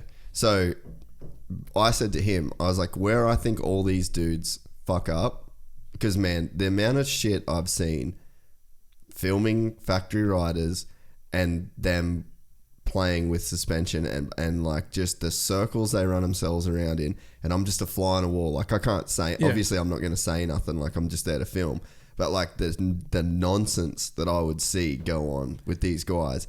And I would talk to Sleater because obviously he like developed those bikes. Yeah. He knows what he's doing. And I said to him, I was like, man, I wish that Cooper Webb and Ryan Dungey and Justin Barsha, they just got to know what a stock bike was. Like, what's the platform before you do anything? Because like Ben said, that bike in 2012 that was the best bike he's ever rode, like, was his own Honda that he made with a dude that like just listened to what he said. And like, granted, that's not going to work for everyone because they're not like as experienced with testing or whatever. But like, how would you, in my head, like, how would you know if it's better or worse if you don't know what it is at the start? And it's like, so no one will like, or how many just local dudes do you know that like race B grade that will buy a bike and then they put a pipe straight on it, they put ignition straight on it, they get the suspension now before they even wheel it off before it's ever done a lap. And then it's like, then you go like, oh, I don't know what to do. I don't know where to, like, I don't know how to fix it. Well, that's because you don't know what it is to start. Like, you don't know where it's come from. Like, you've got no baseline. Like, start with the thing, how Japan makes it. Like, even Matty one day, we were at Harvey Bay for the Sunny State, and I'd just come home from America, and his bike looked like shit, and he just had gone around in circles with clickers in it. Like, I was like, does that thing feel very good? He's like, nah, it's fucked, like pretty bad. And then Dad's like, well, I don't know, man. Like, I don't know what it's doing. And so then I went on, you know that Motocross Action mag, that MXA. So I went on there and I read there, it's 16450 or whatever year it was.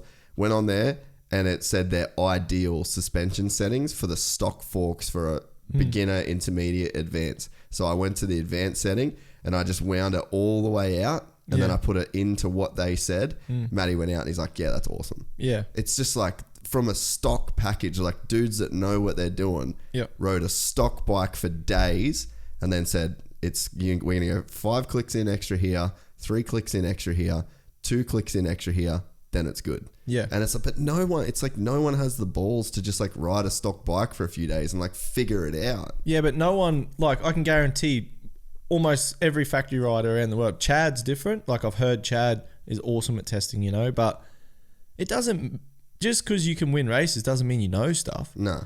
Like, because you're going and winning races doesn't mean you know how to spell your name. You know, that's a fact. Like, so that's the biggest thing I've noticed. Like, I went back over last year and like I went out there and I'm like, man, these forks are so soft. Like, so I've gone into the mechanic. Like, I've just rode in, hey dude, can you give me a screwdriver? Shh, out, come back in. Shh. I'm all the way in, these forks need to go harder. And and Calvin was like, how do you know what you're doing? And then it clicked to me. I was like, how do they know what to do? Yeah. I was like, because they've been on factory teams, Cooper Webb, all these dudes. You know, when I was over there last year, you ride in and there's like 5 or 6 Japanese dudes around you. And the other Italian team guys, engine, all these dudes standing around you with folders and that. How's the suspension? Yeah, it feels good, you know, or it's diving in the front. Put another set of forks in. Like, I'm like, can we go like 4 clicks harder on the forks? Oh, we just try 2 clicks. So, well, don't worry about it. Like, yeah, I know. And yeah, you know, like, I don't like little changes. Like, 4 clicks is kind of, for me, like, it's going to make a bit of a difference. Like, I'll feel it. Like, you need to notice it. Yeah. Otherwise, you lose the original baseline. And I just do things like, okay, it's diving in the front, 4 clicks. And then I'll do a couple laps and then I'll go 4 clicks again, couple laps. I'll go again, a few more laps. If it's getting better, do it again. Oh, we got none left. What does that tell us? You pull them out and you put another set of forks in. I don't know how to do that. I know that there's a Christmas tree in there with a lot of shims on it and different other things and oil heights and all this stuff. I know what it feels like. I can't do it for you. That's your job. My job's to tell you, I've got the screwdriver, I've gave you feedback, go fix that. So I get frustrated when they didn't like that though at Factory Honda last year, did they? I get frustrated when dudes bring it back, a set of forks, and it's got the same characteristics. I go back out there and I say, these forks are still diving. Like, fix them, you know? I'll give you like the best information that anyone can give. I don't mean like, I've just told you like, I don't know. The bike balances out, the front is diving because the ass is kicking everywhere. Like, I can't hang on to this thing. If I wheelie onto a single, the ass kicks over, this and that. Everyone goes, oh, the ass is too hard. No, the balance is just out. Yeah. Like, you know, there's just things like that. And I get it because I can build you a kitchen, you know. I can cut your frame in half and extend it for you. Like, I can weld, I can do all this stuff. I understand things, you know. Like, I'm not just a rider that's growing up where I can't even change my own clickers because I've got some suspension dude there with a screwdriver. Like, so when I go to teams, whether it's a factory team, a small team, one suspension dude, that's how I kind of roll. And so this year I just said to the guys, hey, let me ride the bike for 2 days, let me get the feel of it. Then we'll do 1 day suspension. So I can just spend full day just changing to what I feel. Anymore, like if I start doing 2 days, 3 days, start going in circles. Yeah. Like, I just know that's how it works. So I just do one good day with that. And then I take my bike up home. I ride around all the tracks. I get the feel for it. And then I phone you up and I say, hey, look, this and this, like I'm too far. I'm all the way in on the high speed and it feels good. So the shock's blowing through. Can we stiffen that up? Or, you know, all these little things. Forks are too hard and I want some plushness or whatever. So that's my job. Their job's to do that. Now, Cruise Tune, they just do it. You know, Jay Foreman, he does it. Denny Apro from KDM, he does it. Like, these dudes they just get it. Like, I if you say something to them, they'll just go do what you say. Like, you know, it's just simple. Denny Apro, I go out there, I ride, come in, forks are too soft. You know, it's diving. He puts another set in. I go out there and go, that's stiffer. Yeah. You know, can we make that change again? I just want to try it. And he'll do it again. Too stiff, man. That second set, that's good. That's where we need to start with. I'll go away, I'll ride. Maybe I'll get faster and I might want them stiffer then. But at the moment, that's good, man. You know, then normally I'll go away because I like a fork that holds up. Then I'll go away and be like, they'll be like, oh, do you want to do some more tests? And I'll be like, man, I reckon we can get the initial plushness, that first part better because it's wanting to push a bit. You know, it's good for me because I can bomb it through bumps and I can ride the thing fast, but on a hard pack, I think we could get it better. You know, that's perfecting your suspension once it's good. And the balance is all good, you know. So that's what I did with Cruise Tune this year. We changed probably 3 or 4 shocks. We changed, you know, similar amount of forks. I got it around this rough sand track. I could wheelie into bumps. Like, I go around the track. I'm not going to set lap times. Like, you're going to like push the suspension. Yeah. I remember like Wilson's dad was like, oh, you know, like Wilson's here. Like, you can compare lap time. I'm like, nah, man, I'm testing. Like, this is 1 day. These dudes are working for me. Like, I'll just do half a lap if I want. You know, if there's a gnarly section down there where my bike's handling like shit, I'm going to get them to come and stand down there. I'm going to pound into that section and be like, see, like, what's that look like? You know, I ask, like, what's it look like from the outside? I'm feeling this. Like, are the forks diving? Like, because, you know, they can see visually. I can feel, but they can see. So I work as a team. That's one thing I do. And I come in, I'm like, give me the screwdriver, like, or the Allen key on ours with the high speed. Like, you know, I'm going to try going in because when I land off this single or when I wheelie into this, it's going through and coming back too quick. And I like quite a dead shock. So at that point, like, as fast as it went in, it come out. So they made it slower for me. That's good. So I can just come through, it holds like that. We went stiffer in the bottoming because it was just going way too deep in the stroke in fork and shock. Yeah. So was it stock stuff that you revalved, or was it the kit stuff? No, it was the kit stuff. So what was that, the 48 mil or? Yep. Yeah, okay. Yeah, so the stuff that... Just because like there might be some people out there that would like to... Because you can buy that shit, right? Yeah, yeah. So like what stuff did you win a championship on? So that's the stuff that you can buy from Jeff Lease, sorry. Yep. So I guess any Husqvarna shop can get it. It's like a Husqvarna hard part. So it's the 48 mil shock and then 48 mil fork. Yeah, and then the what's shock. the shock? Just like the upgraded shock. Yeah. So it has...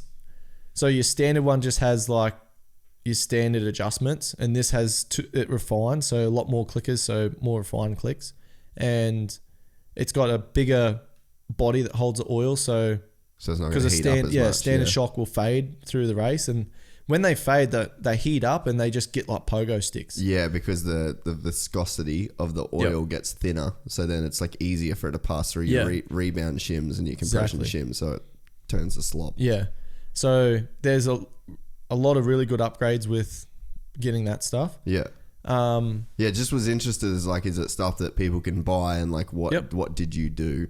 But once you got the setting, like how many clicks would you have even changed all year, do you reckon? Like No, so I got so I left those guys and I was like, I'll call you in like 2 or 3 weeks and we'll test again. Like that's how it works. That's how I set my programs. Like I'm just like, and we'll test again because I'll go home and I'll be doing 40-minute motos and I'll be like, this and this is happening. Like, so I've done this with the clicks. Like, so when I phoned Marty up, like just on the way home, hey Marty, how are you, man? Like, man, bike's good, but I feel like we're too stiff in the fork. Like when I ride my crappy hard pack tracks, it just wants to slide everywhere. I got no feel for the tire, for example. Well, I'm doing this and I phoned Marty up and I'm like, hey man, like bike's sick. Like honestly, I'm just like, thanks dude. Like I'm just cruising, I'm loving the bike and I'm loving it. Like I'm burning fuel, like burning fuel and wanting to burn fuel, which is important. So that sort of come and then the first round come and I was kind of like, man, we've just done like one day, like bike's sick, We win the first round. It was a mudder, like nothing serious. And then the next one, we done our subframe.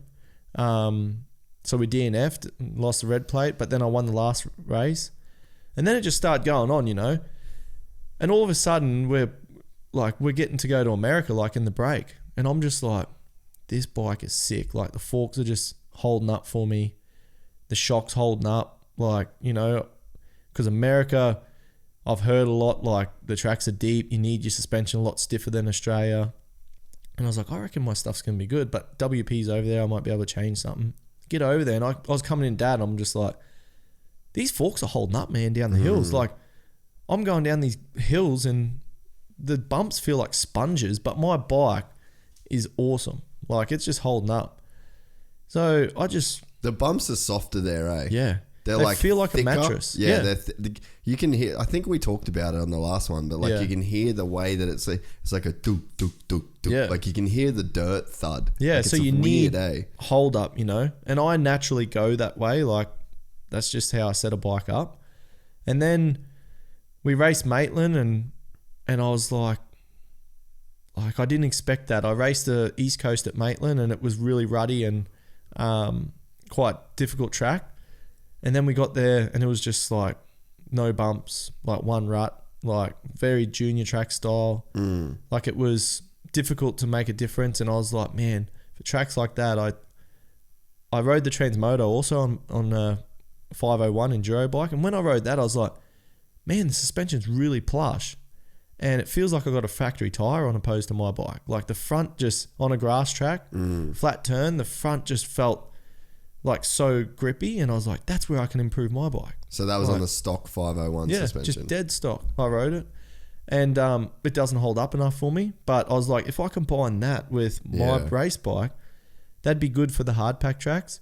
So I just phoned up Marty, and I was like, hey Marty, I reckon we could go a bit plusher initially with this bike. I love how it holds up and stuff, but just feel like I'm losing feel in the front end, like at tracks at Maitland where there's nothing to hold me. Like it's it's practice all track on the style. tire and the suspension. Yeah. So Marty went, and that's the relationship that I build with suspension dudes because I give proper feedback. I don't just phone up and just go, fucking thing sucks. This is shit. This suspension, it kicks me.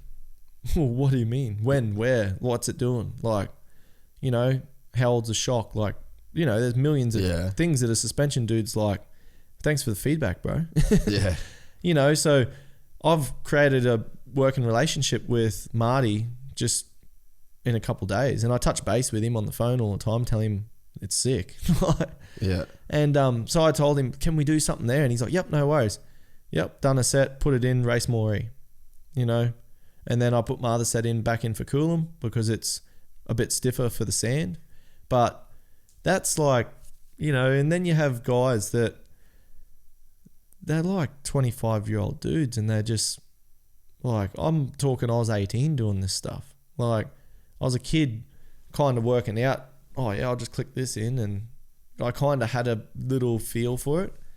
And then after that, I just kept developing it. Now I'm at the stage where, you know, I can ride a bike and I can I got a direction. Yeah. Like, that's, as far as I'm concerned, that's why there's clickers. That's Yeah. what they're actually there for.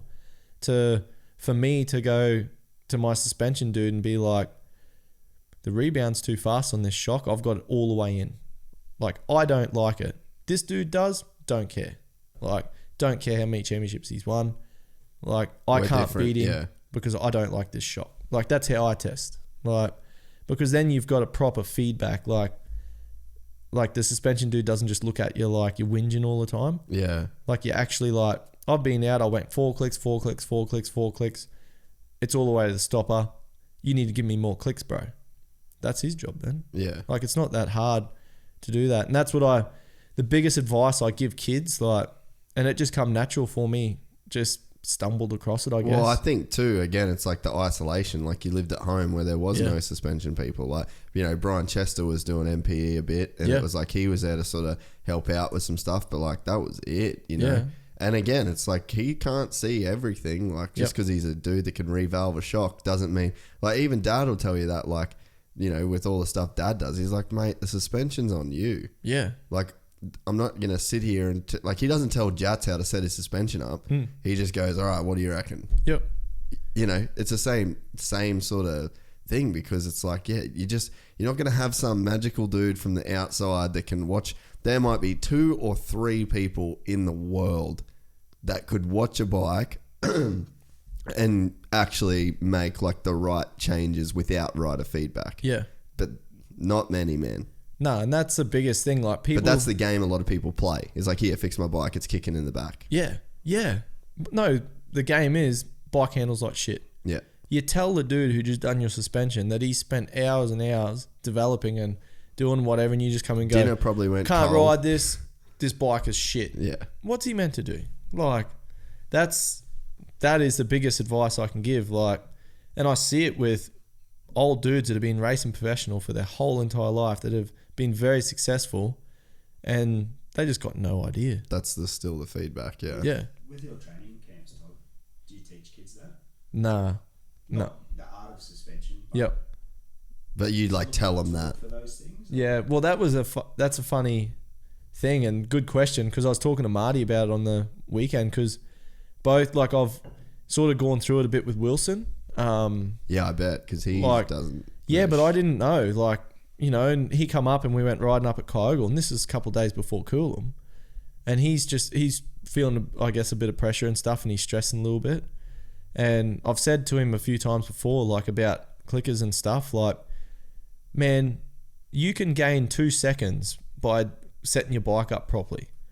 To gain 2 seconds in your riding is like impossible almost. Like, honestly, it's a good like 6 months work. Like, yeah, I'm not being stupid, but that's the same as like you can gain that in a couple days. Like, it's crazy you say that, dude. Like, the guy that I went to Thailand with, the coach, he was stretching, yeah, like flat out, and everyone else is kind of fucking around. I was just talking. I was like half-heartedly stretching, and he's like got these goals.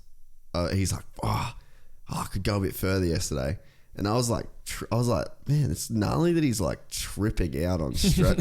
But he's like, bro, do you know how hard it is for me to get better at jiu-jitsu technically? Yeah. He's like, mate, I'm topped out.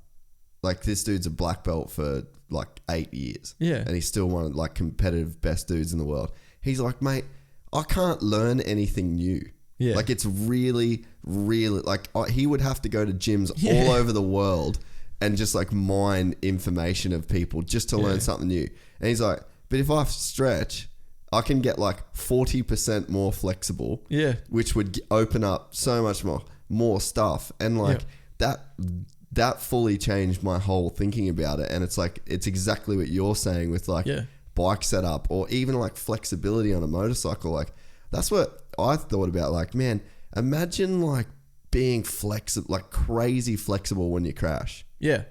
like, you know, your leg, you can literally just like do the splits, fold in half, fold over your neck completely backwards, like contortionist shit. Yeah. Like you might still break a bone off like impact or whatever, but like ligaments and all that sort of stuff is like, if you've just got because you're nimble and like insane, because you see some of the best, like there's some like jiu-jitsu dudes, literally guys will just like squash them into like a ball and you're like, the fuck? Like, how is that? And then it's just like, bing, just comes. It's like a slinky doll. And you're like, how could you get hurt? Yeah. So, it was like the same. I was thinking about it after he said that. And it's like exactly what you're saying. It's like, Wilson, like, you're not going to be able to just go and ride 2 seconds faster. And if anything, if your bike's not handling well, the faster you try and go, the slower that bike's going to let you go, essentially.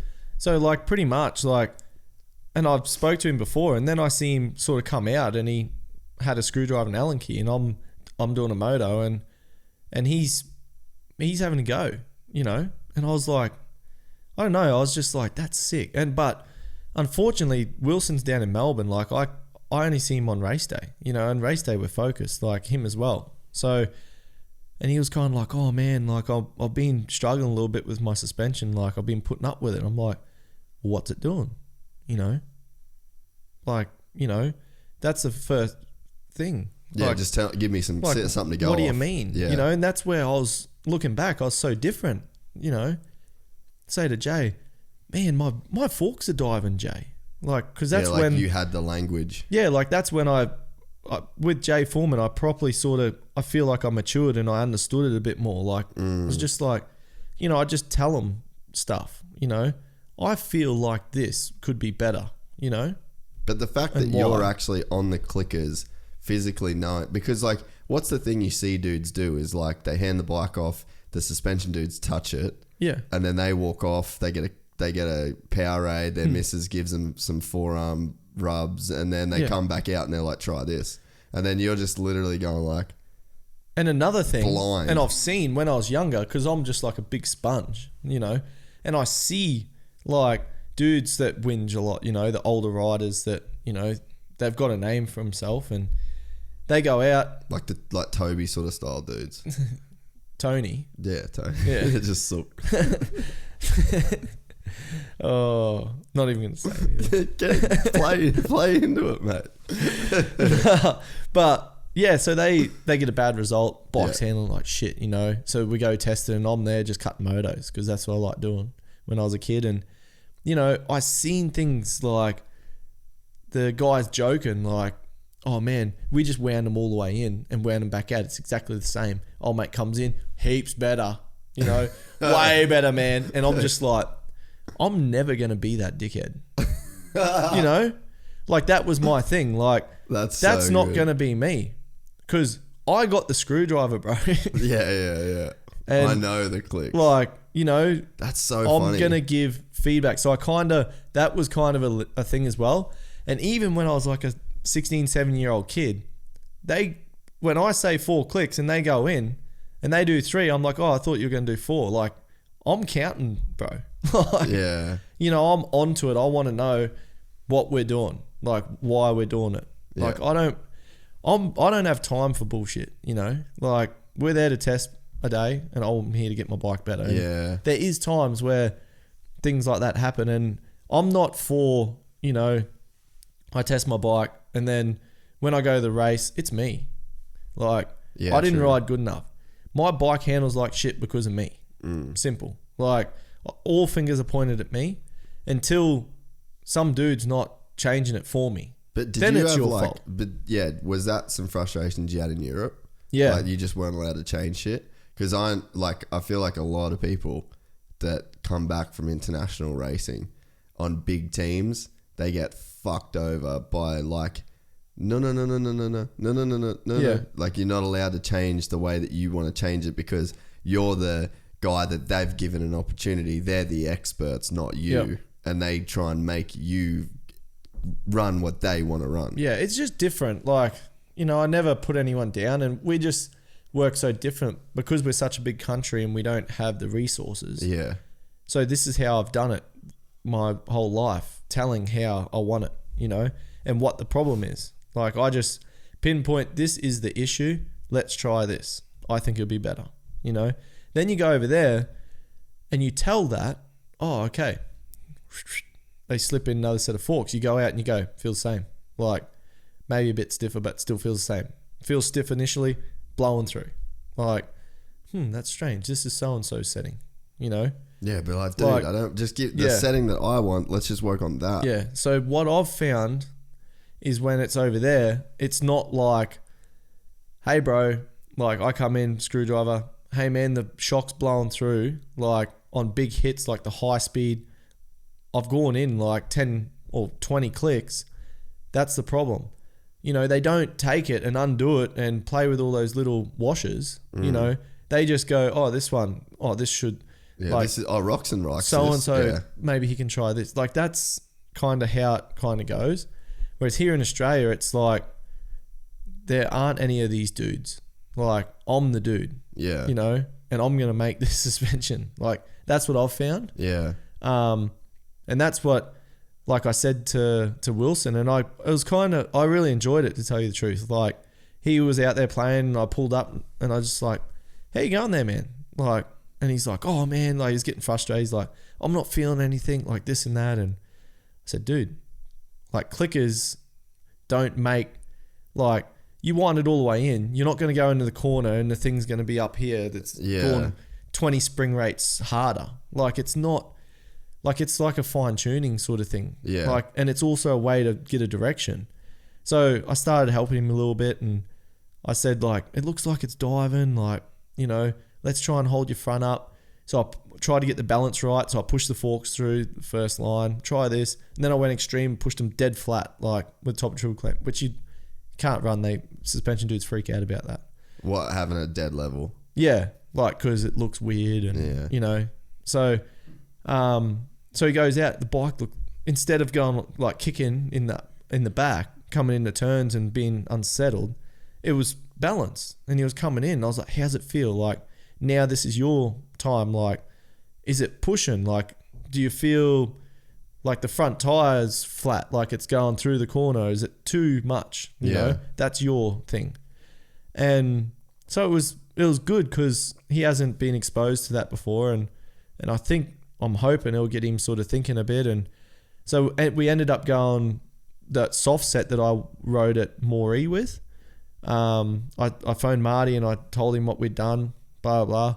I said the rebound seems really fast on the shock, like, you know, just some feedback. And he's like, yeah, well, put your shock in with the spring and put those forks in and get him to try it. And he ended up with those forks. The shock, you know, is a bit too heavy for him. Like, I'm a lot bigger. So that's what he rode at Coolum, and I was amped, like, yeah, that's cool. You know, like at Coolum, I was straight out there watch his practice, and I was like, "Did you look at his bike?" Like, and to Dad, I was like, "Look, in the turns when he backs off the throttle, the thing stays up. Look at so and so's bike, like they're fighting it, like the thing's diving, and like I was amped, you know, and it was nice. I hadn't had much to do with Wilson, like it's crazy though because he grew up like 50 meters away from each other. Yeah, but like Wilson come out riding like when I was working, and like he'd come in the afternoon ride with me after work, and he was on a 50, dude. Yeah. A 50, and I don't think he was on he could have been on a 65. And then I got a ride and I moved down to Sunny Coast. Yeah. You know, and then I went he's racing junior stuff. So when you turn pro, you don't really see any amateur stuff. And then I went to Europe. And then I've come back in maybe 2016, 17. Then he's racing nationals for Yamaha, you know, so... Well, it was also like a weird dynamic because we're obviously so close to Jats, which was then obviously so close to Mitch and Richie. Yep. And Wilson and Mitch were like arch rivals. Yeah, and it's like, not that anyone said like he can't ride with us, you can't ride with them, but there was always that dynamic between those two. But on the flip side, I think that's what made like those two every single day, every single club day was a national. There's like literally who's going to win the national title at Coolum at the end of the year was like based on whoever won that moto. It Cairns, you know. But so I think that always kept Wilson on a little bit of the outer too with people. or like maybe our crew a little bit. Yeah, or mate, but for me, I'd never. But yeah, you're talking about the timing of it. Yeah. Like I was away, and I literally come back from Europe and seen him like doing good, and I was just like, who is this dude? Like, I know his name, Wilson Todd. I used to ride with the guy, but he's like, you don't know him. Like to visually see him and talk to him, like that's so crazy, so weird. And I had it with Mitch as well, because same thing with Mitch. We had a fair bit to do with Mitch as a young like you kid. said. Yeah. But then I moved away. I didn't see yourself for a long time, true. Just at races, and yeah, I didn't see a lot of people. I felt like I probably didn't see you for like 4 years. Yeah. Maybe even more at one point. Like, because we race January till December, and then I'd come home for like half even a when month. I went to America, I would. Yeah, you were away. Wouldn't have even seen you. So same thing with Mitch. Like, see Mitch, and it's kind of like I see him, I'm like, hey man, like, I don't know, I don't know him. Did you feel like that with Jats ever though? Nah, because Jats I had a lot to do with. Yeah, I feel like Jats has always, because I was the same with. Yeah. I do feel the same with like Wilson and maybe not as much Mitch. I feel like I'd see Mitch way more, but Wilson definitely. And I had it with Richie, with his brother. Yeah. Like this year we've been like battling, seeing heaps and talking heaps, and it's like I've known Richie forever, but I'm getting to know him. Yeah, like, as an adult, as a guy. Yeah. Like it's kind of awkward and weird for me. Like, and I don't know if they feel that, but I feel like, hey, look, there's Richie, and I'm like, but you feel like he should almost be like your little brother. Yeah. But then there's like a distance. No, but it's like, I don't know this guy. Yeah. Like it's. But in it's theory, really weird. like I know his mum and dad. Yeah. They look the same. Yeah, But who are these kids? No, you're right. I definitely got that with Wilson more than any of the guys. But and like Jats, obviously, like he's been around so much. Yeah. But yeah, that's interesting that you say that. Yeah, but that's where I kind of. But isn't it funny what happens when like you've got something invested in him? Like you've actually, become a part of his team in a way to where like you there was a goal of like, okay, let's get his bike better. And then you guys worked on it, and then all of a sudden you've gone a whole season with the dude. Yeah. And now you feel that extra bit invested. Yeah. It's like but that's just a lesson for everyone. Yeah. It's like if you want to fucking build a relationship, like have a common goal with someone and work towards it. But these guys can't, like, it's not anyone's thing. Like Wilson was in a place where he's like, and he's really good. I don't understand this, Todd. Like, know, and I'm like, bro, like, just have a go. Like, you ride the bike 4 or 5 days a week. We know how to ride a bike more than we can walk. You should That's know a this fact, thing inside and out. But I know when the seat's buggered, and when I hop on my race bike and the seat's really hard, and you pick up on all these little things like, the clutch feels softer. Geez, the throttle cables are brand new. Like all these little things, because my practice bike, I've done 30 hours on it in the last whatever time period, and it's what you feel. And I'm like, surely, man, like, surely you can wind those clickers in and be like, this is what it's doing. Like, don't feel it there, but hey, in that corner, when I dropped off, the arse felt higher. Oh, that's what the high speed does when you wind it all the way in. Is it better today? Probably not. Let's try it at Coolum when it's sandy. Oh, that feels better. That's the things that I'm talking about. Like, just understanding it a little bit. And that's like, I kind of got that with Wilson a little bit, and I said, and I wish it could have been towards the start of the year. Did it affect his riding? Like, at the end of the day, you don't win races because of that. Like, he's a badass dude on a bike and he wins races. That's plain and simple. But the thing I know, Coolum, like sand from riding in Europe, and if your front's diving all the time, potential to crash. When something happens and you're charging, you get a bad start and you're coming through, and you chop the throttle coming in the corner, it dives, it tucks and throws you. And then the harder you're pushing, the further you are over the front. And, you can just make life easier. And I just noticed, like, the younger guys, it's common to be like, my bike's handling like shit. It's really common. And I'm like, why can't you just say why? Like, just have a think about it. I know, like, I have it as well. Like, where I'm like, this is bullshit. I can't ride this bike because, this is why. Like, that's a big thing. try and work on if I was a younger rider and coming through. Yeah. Like, I didn't have that problem because, I don't know, I just stumbled across it, but I see it with a lot of riders and it helps. It will help a lot. No, you're so right. With sorry, Mick. Yeah. So that bike on the weekend, the balance, the setup, was that the dream? Like, was that because on the outside, hey, Jace, we've spoken about through. Yeah. That just looked a dream. Was that the dream setup for you for that weekend? It's got to be a mix of two, like both of them coming together. But fuck, it looked good, eh? Between obviously rider and bike, and team, obviously, that looked awesome. Yeah, it just worked, and like I don't know, it just, like, the engine's really good. Like, Dale's built the engine, and it's just smooth and rideable, and that's what you need around a rough track like that. My suspension, like I said, we didn't change it a lot. Like, I gave good feedback. We worked together with Cruise Tune that day, and I got a bike that I was comfortable on. I've done every 30 hours, I get a practice bike. I think I've done 3 practice bikes. So there's probably like between 90 and 120 hours of riding that I've done during the week on that setup suspension. I know it, man. Yeah. Like I said about, the feel of the clutch and all this sort of stuff. Like, I just know what it's going to do, and that's important. Like, I'm not for changing suspension all the time. Like, dudes are just changing because they get to the race and then they crash and they're like, why'd that happen? Whereas for me, like, I know that front's going to hold up. Like, and I know when your bike's not handling, you got to test and set up and do that sort of stuff. But some people just go crazy circles, and like Jason said, most pros go in circles, and it comes back to, I believe, is not giving the feedback. Yeah, and not doing the changes yourself, and knowing the changes. And that's what the clickers are for me. Like, it's a shortcut for a rider to know and understand what's actually happening, and to give and to tell what's happening.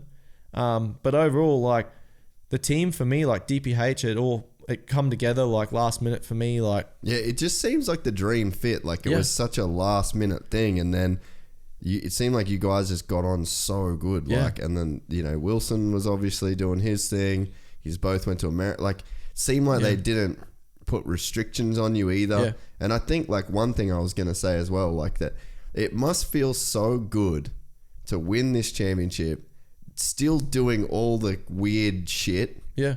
That you wanted to do, like your chef video and your content that you wanted to make. Like, at the start of this year, you were talking about all this stuff you wanted to do with content and all that stuff, and it's like you did it, and you still won, because everyone was talking shit, saying like, just focus on riding, don't worry about this. Why are you making a video about a fucking blender? Yeah, and it's like, well, it worked. Yeah, no, but the reason why it worked is Dale and Tash, like, we all got our jobs. Suspension dude does the suspension. Marty does that. Wilson rides the bike. Like, I'm not asking Wilson, like, Dale doesn't come and be like, man, is that back tire on the truck flat? Like, like, he's just there to ride the bike.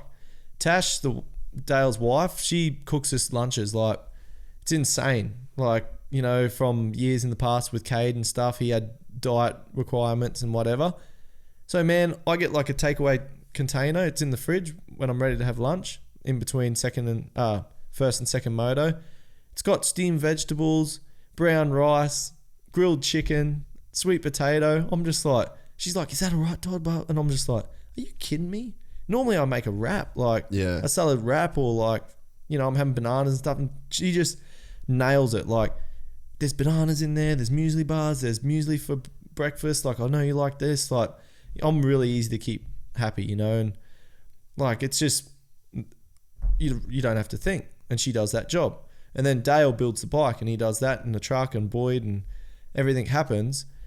But when I'm out there riding and come in, they're not coming in going, man, you need to be over the front more, you need to be doing this and that, and like, oh, you didn't win today because you're doing that stupid video, you know? None of that. Like, absolutely nothing. Like, after Maitland, like, I was devastated. They didn't say anything. Like, nothing. They come back in and they just let you do your thing. I just cool off, sit down, disappointed, and then I wipe it, you know, and then I'm out like joking around. That's how I work. And then normally when I'm driving home in the car, I get pissed off again. And when I get home, I'm pissed. But around people, I try not to be, because I hate that when someone's moping around. It brings the whole team down. So we're there, try and have a good thing happening, you know. So that was the biggest part for me, was they let Wilson and I do our job. You know, they didn't fill our head full of shit. Like, you know, they don't, because 100%, if I was on other teams, it'd be like, mate, you rode like shit look at today Jats. because you're not focusing on this and this and this, and are you doing this, and what are you eating, like, blah, blah, like, you know. So it's nice to be able to ride shit and them be like, mate, like, we look forward to next week, like, we can't wait to go racing. And you're like, oh, you know. And then on the way home, you're like, man, like, my starts were shit, like, I just didn't have the feel of the concrete, or, you know. That's the thing, is like, job. If they've hired the right rider, they're not going to need to tell them they sucked. Yeah. Like, if you're the right rider and you've made the right decision as a team owner, that dude's going to know he sucked. Yeah. Or he's going to know that he didn't train. Like, it shouldn't be a team manager's job or a team owner's job to, like, micromanage every part of a rider's program. If you hired the right dude, which that's their responsibility, like, realistically, like, what's a good team manager got to do? They got to hire the right rider and they got to give them what they need to win. Yeah. You don't have to overcomplicate this shit. And it's like Todd said, like, he knows that I fucked up, or I didn't do this, or it's not this thing that you have to, like, explain to you. Yeah. Like, you've done this your whole life. Yeah. And that's what, it almost frustrates you more. And the thing that I respect so much about, like, Dale and Tash, like, they just learn so easily. They, like, I go on the start line, Dad will be massaging, 'cause Dad's me mechanic. He'll be like rubbing me arms. Like, I don't get arm pump. Like, it just relaxes me. When I'm relaxed, I'm out of there. Like, I can think properly, you know. But when you're tense and this and that, and like, oh, where's so-and-so starting, and like all this bullshit that is not helping you win a race, you know. When he's massaging I don't care where old mate's starting this, I'm just going to whole shot, man. Like, you know, I just need to get the feel for the clutch and the throttle, and, you know, that's what you need to think on. You need to think, like, tight of the first corner on small details. Yeah. This and this. Well, then Dale's doing the same on this arm, copying what Dad's doing. That's cool, eh? Huh, how good's that? Normally, a manager's there, smash them, bro. Like, you need to focus on that first corner and just run them over. Like, just smash them, man. Like, you know, like, Konsky, all of a sudden... Konsky comes to mind. God bless him. But all of a sudden, it's like, oi, dickhead. Like, back the fuck up. Trying to slow me breathing down here in my heart rate. And I'm trying to focus on, like, visualizing the gate drop and that. Yeah. I haven't even got to the first corner yet. And I don't care if there's anyone there, you know. All of a sudden, he's telling me that I'm going to get a shit start, so I need to plow someone. Dude. You know, and like, ride this in the sight lap, look for the line. Yeah, it's like, Dale mate, is just I like, get it. We stand there. He has my goggles. That's his thing, you know. And he just comes over and he's just like, mate, just relax. Because he knows, like, you know, that's your breathe, thing. mate. Just relax. Have fun. Make sure you have fun, mate, you know. Because then it's just like, for me, no bullshit. And I laugh so hard when mechanics are just amping these riders up. I remember at Barrable for what was the Oceanas? Remember when they used to do the Oceanas? It was Ferris's first ride for Konsky on the lights bike. And Konsky was literally standing on the side of the track when he come past yelling, Ferris! Like, he was literally like yelling Dean's name at him on the side of the track. Oh, it was the best thing ever. But like, yeah, you're right. Some people just go like super in like heavy, like Kilgore. But I guess it's just like what works. Yeah, but like, it's also like, I understand, like, your reef, you know, there's a lot invested. And he wants... No, I'm not talking shit on him. I just thought it was so fucking funny that one. We never let him live it down. Because that's when I was working for him. And I was like, why were you yelling his name at him? Yeah. But that's what's hard. Like, I can imagine it, like, me being team manager, getting all these sponsors, all this money, paying this dude. Yeah. And then you're just like, You want to do What are you everything you doing? can to Yeah. like try. Yeah, but like- sometimes less is more. Yeah, but managers think that, oh, I've got this manager role, I have to do something. Yeah. I'm going to fill his head full of shit. Like, they think, because that's all they can do is talk to you, really. And they feel like they need to be a part of it and try and get in on it. Yeah, it And makes that's sense. where It makes they're really sense. good. And so, pretty much, that's what worked well for me and Wilson. Like, they just let us do our job. And And got 2 championships. yeah, and we actually let them do their job. Like, I'm not telling them how to drive a truck or set the thing up, or like, it just worked really well. And I enjoyed it. Like, it just great family atmosphere. You know, you guys come over, you just come in the truck. Like, fantastic. That's what we want. Yeah. Like, when, you know, I've rode for big teams before and stuff, and like I want to close everyone like out. girlfriends and family not in the truck, and you're like, well, where? Like, do you have somewhere where I can get dressed then? Yeah. Like, because I don't know if you remember, but for the last like 15 years, we drove around in a van racing junior races together. That's why I'm here on your poxy team. And like they make me feel good. And then you're You trying know. to tell me that all of a sudden, at this one point in my life, I've turned pro and they just got a rack off now. Like, it's some weird experiences for sure. Yeah. But that's what was special about this year. No, for sure. And and even like them at the warehouse, they were like, "Oh, how's the warehouse going?" You know what I Yeah. mean? Like that. Good people. Yeah, they just seem like really good people. Yeah. Mick, did you have any questions for Todd about this year? Not really, but even for Husqvarna, big thing. First Aussie motocross title since 1979. Yeah. Like, that's Yeah, that was a crazy stat. Did you know that? Yeah, I did. Yeah, That's Jill just gnarly. filled me in the other day. So huge. it's massive. Like, there's a lot of History in the lot of brand. things, and I guess like it's DPH's first 450 championship, Husqvarna. It was a special time, pretty much. It's my first championship, so yeah, the weekend was special. That's for sure. First time I felt emotional. Did so. you think you got the most out of it? Like, did you enjoy it the way that you think you should have? Yeah, like.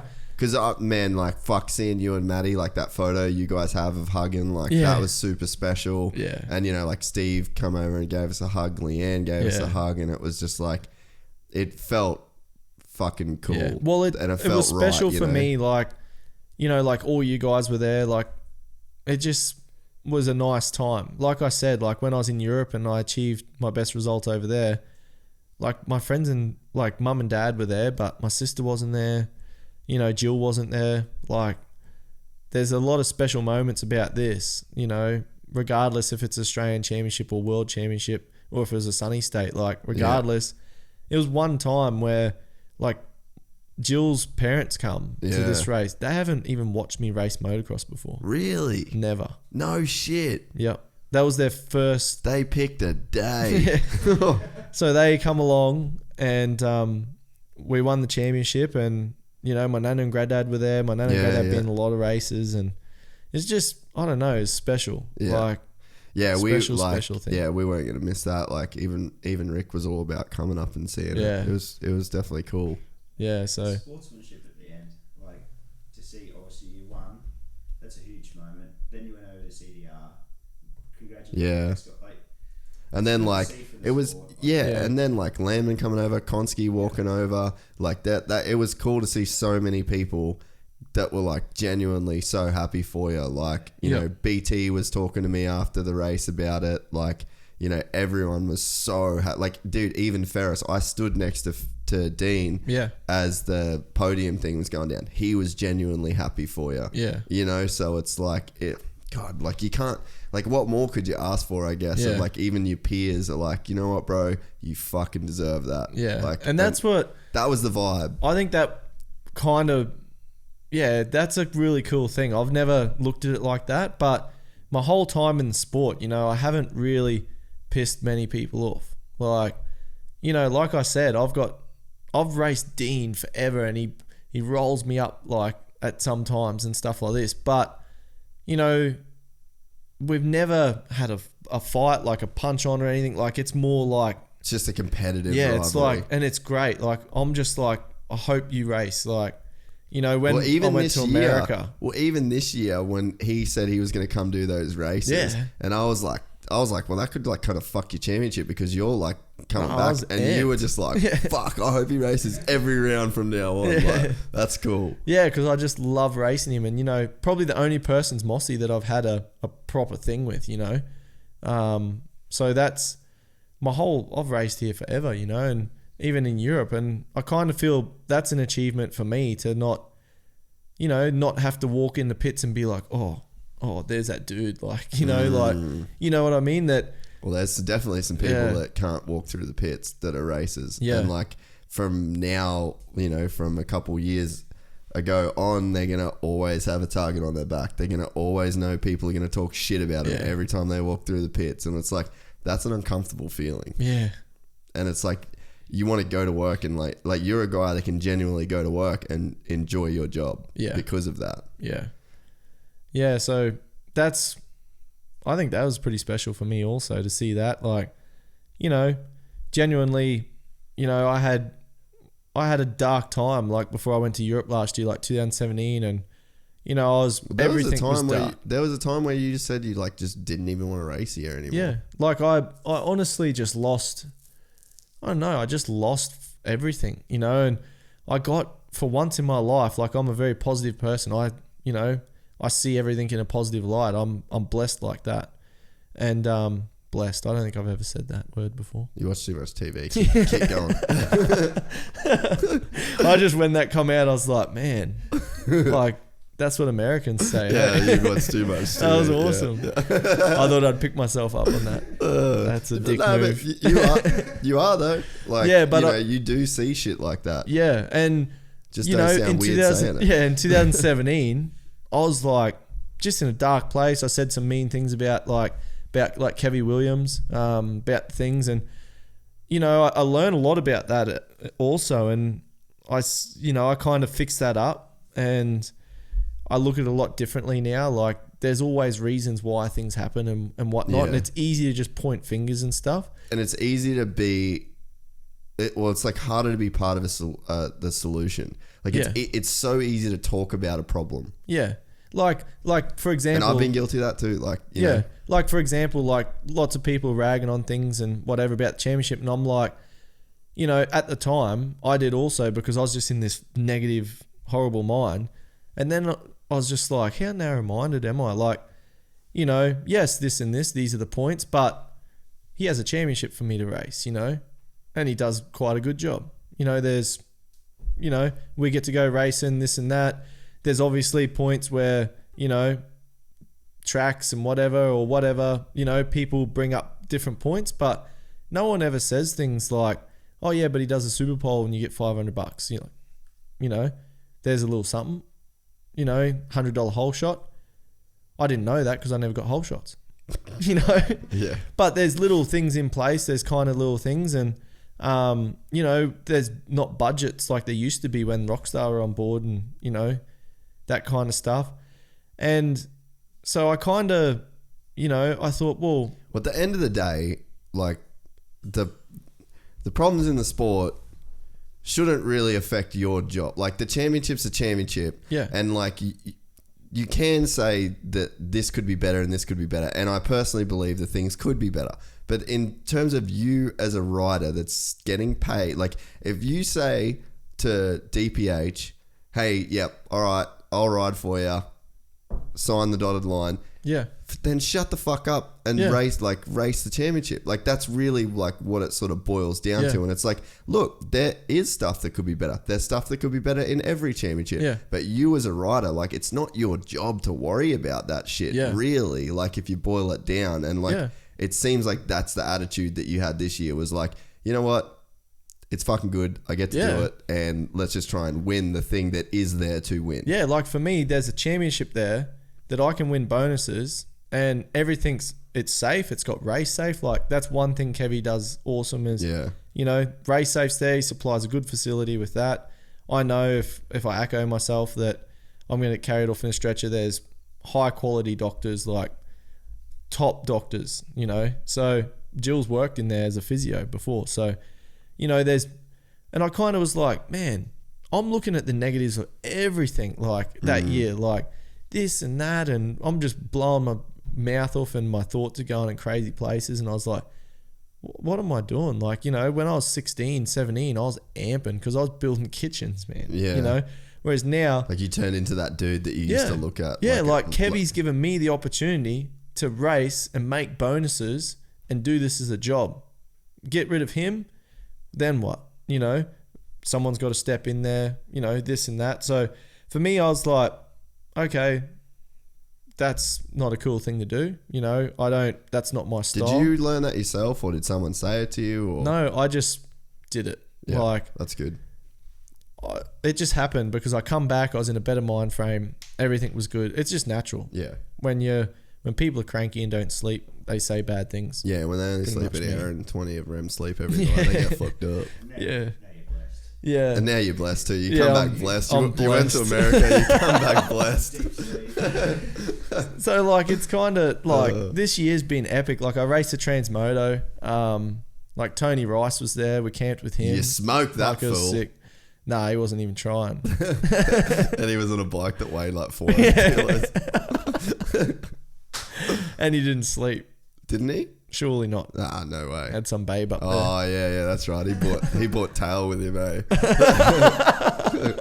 Bought sand to a sand track. Yeah, wasn't serious. Oh, that's funny. Nah, so yeah, like that was really cool. Like, you know, there's a lot of cool things happening. Like And that's Andy's what- doing some cool stuff. Well, that's what I like wanted to point out as well when I said like you did your videos, you made Yeah. your stupid like funny things, you went and did some random races, you went to America. Like this is like kind of what me and Bailey and Sando were talking about on the podcast is like all these people, it's like so restrictive and it's just like they just Yeah. want to clamp down on no fun, no this, you know, like Jat's perfect example. Like he's on his, that's what like would really piss me off when people would talk shit about him is because like I see the dude walk in dripping in sweat. He's fucking shredded without an ounce of fat on him. Yeah. He walks in, makes this like disgusting smoothie, and then he makes his Jats mix on the couch while he's completely cooked from training. Yeah. And then he falls asleep for like 3 hours because he's fucked.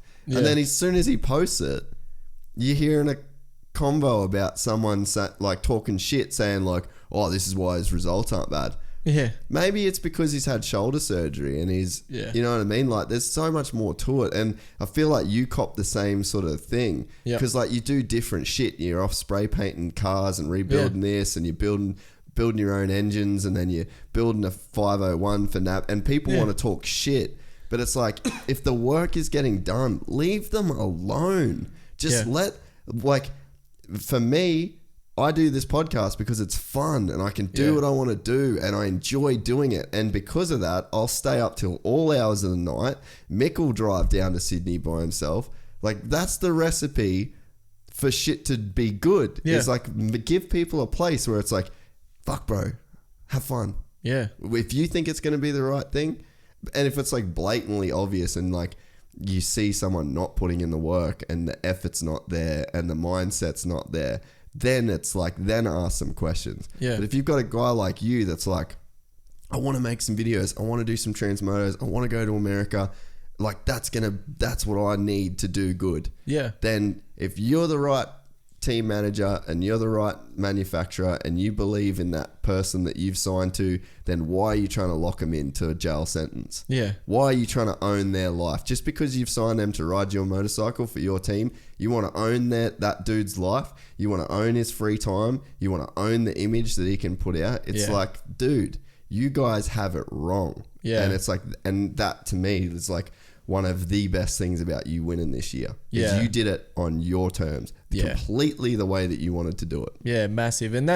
that's probably where I was getting to with like when I was sort of slinging, like seeing the negative stuff about the championship and with Kevy is I didn't, like when I come back, I kind of pointed fingers back at myself. I was kind of like, well, what are you doing, man? You know, like what shit are you doing? Like, you know, our good mate Wade, he's always like, you got to step it up, man. You know, like that's his thing, you know?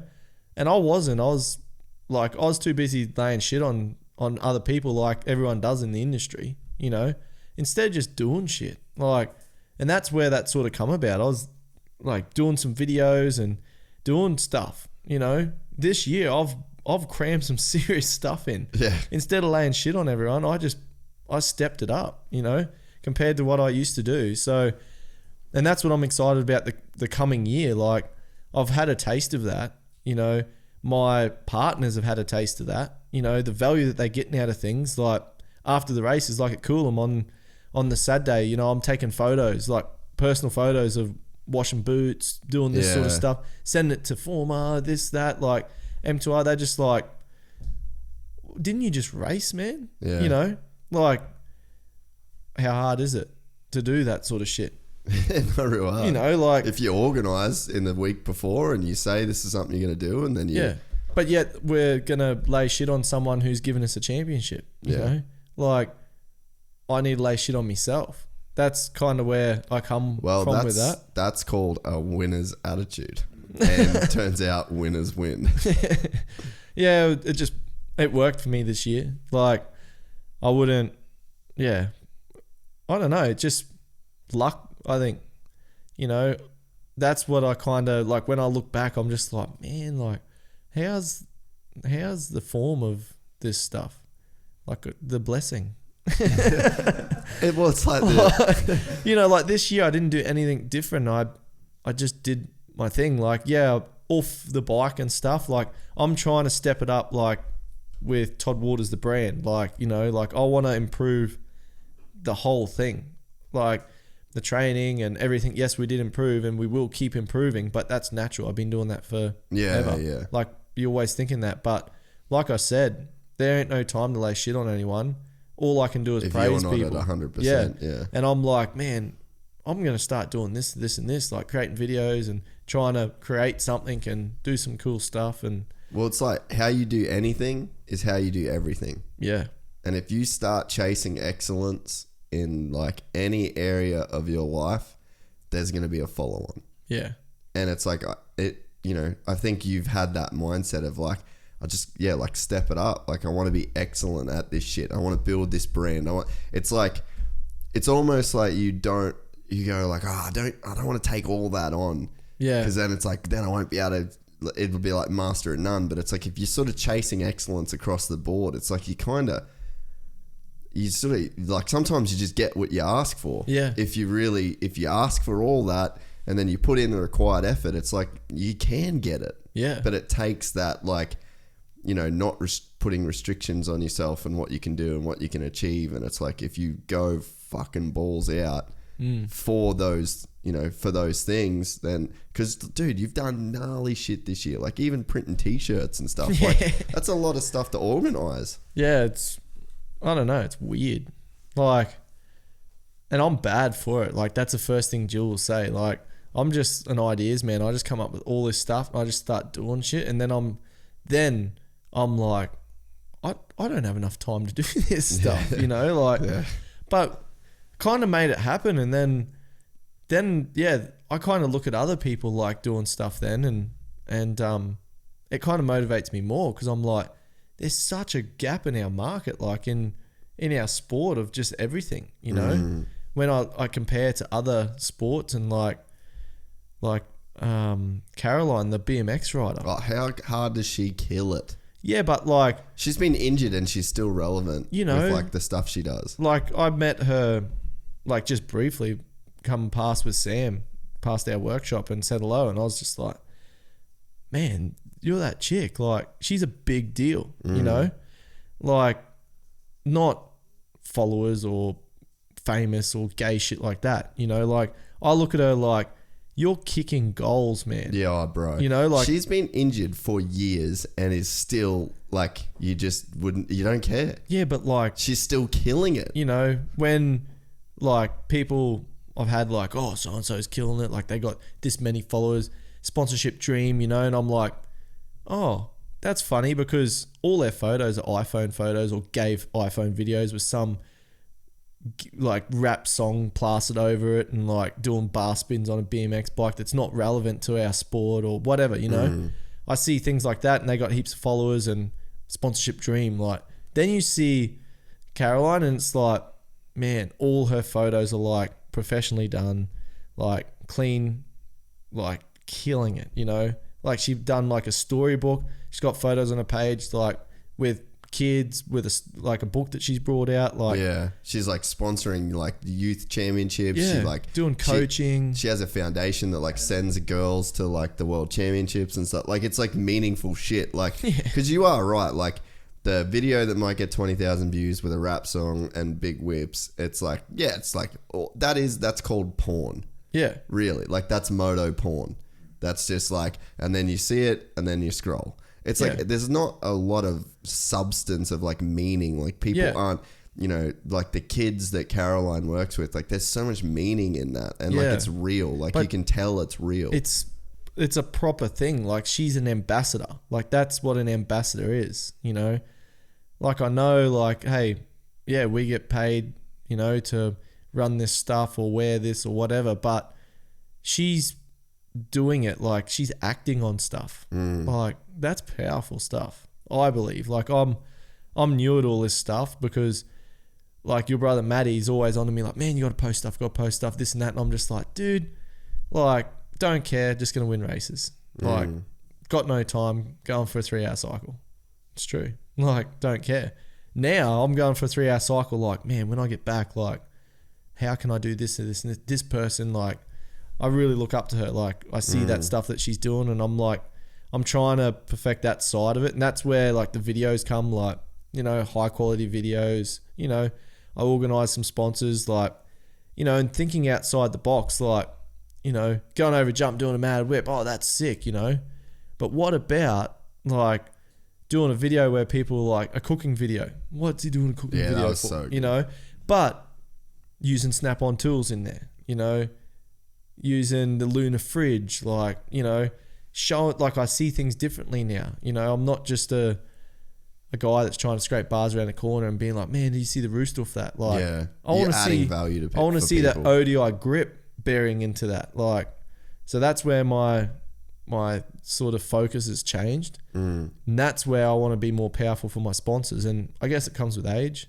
because before I just went to win races, you know, that's all I seen. But now I just see more of a powerful thing and more of a different direction that I want to go in with that side of things. And you can't be like that when you're young. I don't believe. Like, I'd find it hard to find a 20-year-old dude that's going to be like that. Have that same mindset. Yeah. Like, you know, it's easy to get followers when you're doing shoeies and all this weird stuff. But I don't know whether it would hit out to like a big company. Yeah. Like, is that who Snap-on's they want? like super corporate. Yeah. Yeah. Like, you know, Craig Lowndes is a perfect example. Like, that's who I kind of want to, I'd love to follow that direction. And yeah, Caroline's done it. And like, I kind of look at it, I'm like, oh, but our sport's not that big, you know, like this, yeah, and but you got to be a know? leader. Like, you need, like, someone has to do it. But then I'm like, well, Caroline's sport's smaller than ours. Way smaller. And she's killing it. Yeah. Like, way more than any of us could even dream of. Like, so that's kind of my thought pattern. And obviously it's not easy because, like you say, the training that goes in and trying to do it. Yeah, but the more like, that's the thing is like, you build a team. Like, the more, it's like any business, like even with this, it's like, that's the stuff me and Mick have been talking about at the moment is like, we got to go up levels. And it's like, at the start it was all me. And then it's Mick comes in and Mick's helping out. And then he takes a load off. And then, you know, you've got the one person that's like, they've got their job to do. And it's like, you can build on it. But at the start, it has to come just from you. Yeah. And that's when it's hard. But it's like, now, Matt, you've got the championship now. Yeah. You've got some runs on the board. It's like, you can ask for a bit more money. And then that buys you a bit more time. Yeah. You know, so it's like, yeah, you've still got to do the training, but like the fact that you put so much effort in this year on your end, it's like, it's probably going to be easy to ask for a little bit more money to take a bit of that load off you and to, you know, so it's like that's sort of the sacrifice that you have to make when you, because essentially like Todd Waters is the brand is like, really, you've only been doing it 1 or 2 years, you know. 1 year, man. Honestly, this year is the only, really. Well, last year we played around with a YouTube channel and stuff, but the biggest, like this year, like we done some shirts, you know, like privateer shirt going over to America, this and that. Not to make money, like I see it as like having stuff. Like, you know, when we went to Coolum, like we got a cool drop bear one, like it has a bit of meaning. People don't know what a drop bear is, you know. We're from Cairns, a drop bear's like some mystical creature that drops on top of you and robs you. You know, with big fangs and stuff. Like so Wade Lewis is the only person that's ever actually seen one. Yeah. so we got like, so Wado did this rad design. He tried to catch it. He tried to catch it, and then he did catch it, and then he was like, "Oh, I'm going to be famous for catching a drop bear." And then what happened is it was too far out in the bush to get back to Cairns in one day. So then they had to set up camp, and then they had a real mad combo. And then they got like super close after it. And then Wade's like, I can't take this drop bear back on. So then they ended up just being mates. He won't give it won't tell him where he lives. And then they go back. Wade still hangs out with him and his family, but he's still the only person that's ever seen a drop bear. But yeah, so Wado the legend done a drop bear shirt. And like on the weekend, it was so cool. Like kids walking around with a shirt on. Yeah. I kind of like, I want to build on that, like do like a little bit of a fan shirt, because that's something we don't have here, like at the GPs in America. Like, dude, like Valentino Rossi, man, like, and Magello, like the whole, they are the ones that kill it. But, you know, but it's kind of cool. Somewhere. It's cool to go to a race, like, you know, like for me, for example, go to a race and watch a GP and be like, I just flew over to America or this or that, or I've gone and watched this race and it's got like Hurling's on it, 2019, like, and it's like a thing. Like my parents love it. They've got tour bands, bro. Like you get Metallica, 1988 tour. Yeah, like, it's the same shit. Yeah, so like that's what I kind of wanted, and this just started off like our traveller shirt's got all of us on it, like Cody Cooper and stuff, and like it's just a bit of a funky little thing, and then I'd just like to have something to see those kids walk around with a drop bear shirt on the weekend, like. Yeah, I was like, that's sick. Like, I wanted to create something that's not just a gay fan shirt, but it was like associated with me kind of thing. Yeah, that's how that come about. But I'd like to just try and create that a little bit, because no one's doing it. Like, you know, when someone comes to a race, you get a poster or something, or you know, it'd be cool to just be able to get something from a rider. So that's something that I'd like to build on. Well, man, like Toby's a perfect example of like a dude that kills it with that as well, you know, like obviously he's got Maddie and Ainsley there. It's like the team behind, like he legitimately has a team behind it, but like, you know, he is super genuine about like his merch and all the different stuff that he does, you know. So yeah, you're in good company to make it happen, man. Like you're around all the right people. All right, we'll wrap this shit up. We did 3 hours, bro. Oh. Yeah. We're gonna do a cheeky hour and a half. I'm fucking so happy for you. Dude that's known you my whole life almost. Seeing you do that on the weekend was special. To just like we said, you know, like it's so long and you pay so much in blood, sweat and tears, literally. And it's like you did it. And that will never be erased out of the history books. It will always be something that you've done. It'll be something you can tell your kids about. It's something they can tell their kids about. And it really is that. Like, it does mean that much. And, like, now you can put a number 1 plate on your bike. Dean, take the number 1 plate off your bike. That's going to create some stuff next year, eh? Try get it next year if you can. But you know, that's like, it's sick. Like you get all that now. Yeah. And I'm happy for you because you deserve it. Yeah, nah, thanks. I've never thought of it like that. Like when that would have been the same for Dean. Like I never actually thought of it like that. You know, he's had the number 1. Now it's going on my bike. He's going to be hungry. I'm going to be so determined to keep it. Like, because I know he's coming for it. Yeah. So like, that's a super cool thing. I reckon we should get him on the show. Let's do some rivalry stuff. Oh yeah. Would you go on there with him? Yeah, that'd be sick. Yeah, we'll 100% get him on. That's your call. We've just, after we called him out, told him to rip his stickers off. Is he running with? Has he got? Oh, I won't be able to see. I want to see if he's running 111 or if he's running 1. He's riding already, hey? Yeah, he's riding with that thumb. He's a psycho. Yeah, he just likes riding.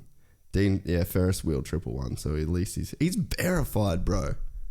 He's verified on the gram. He's got that blue tick. You don't have that. No. You can't buy that. What's that?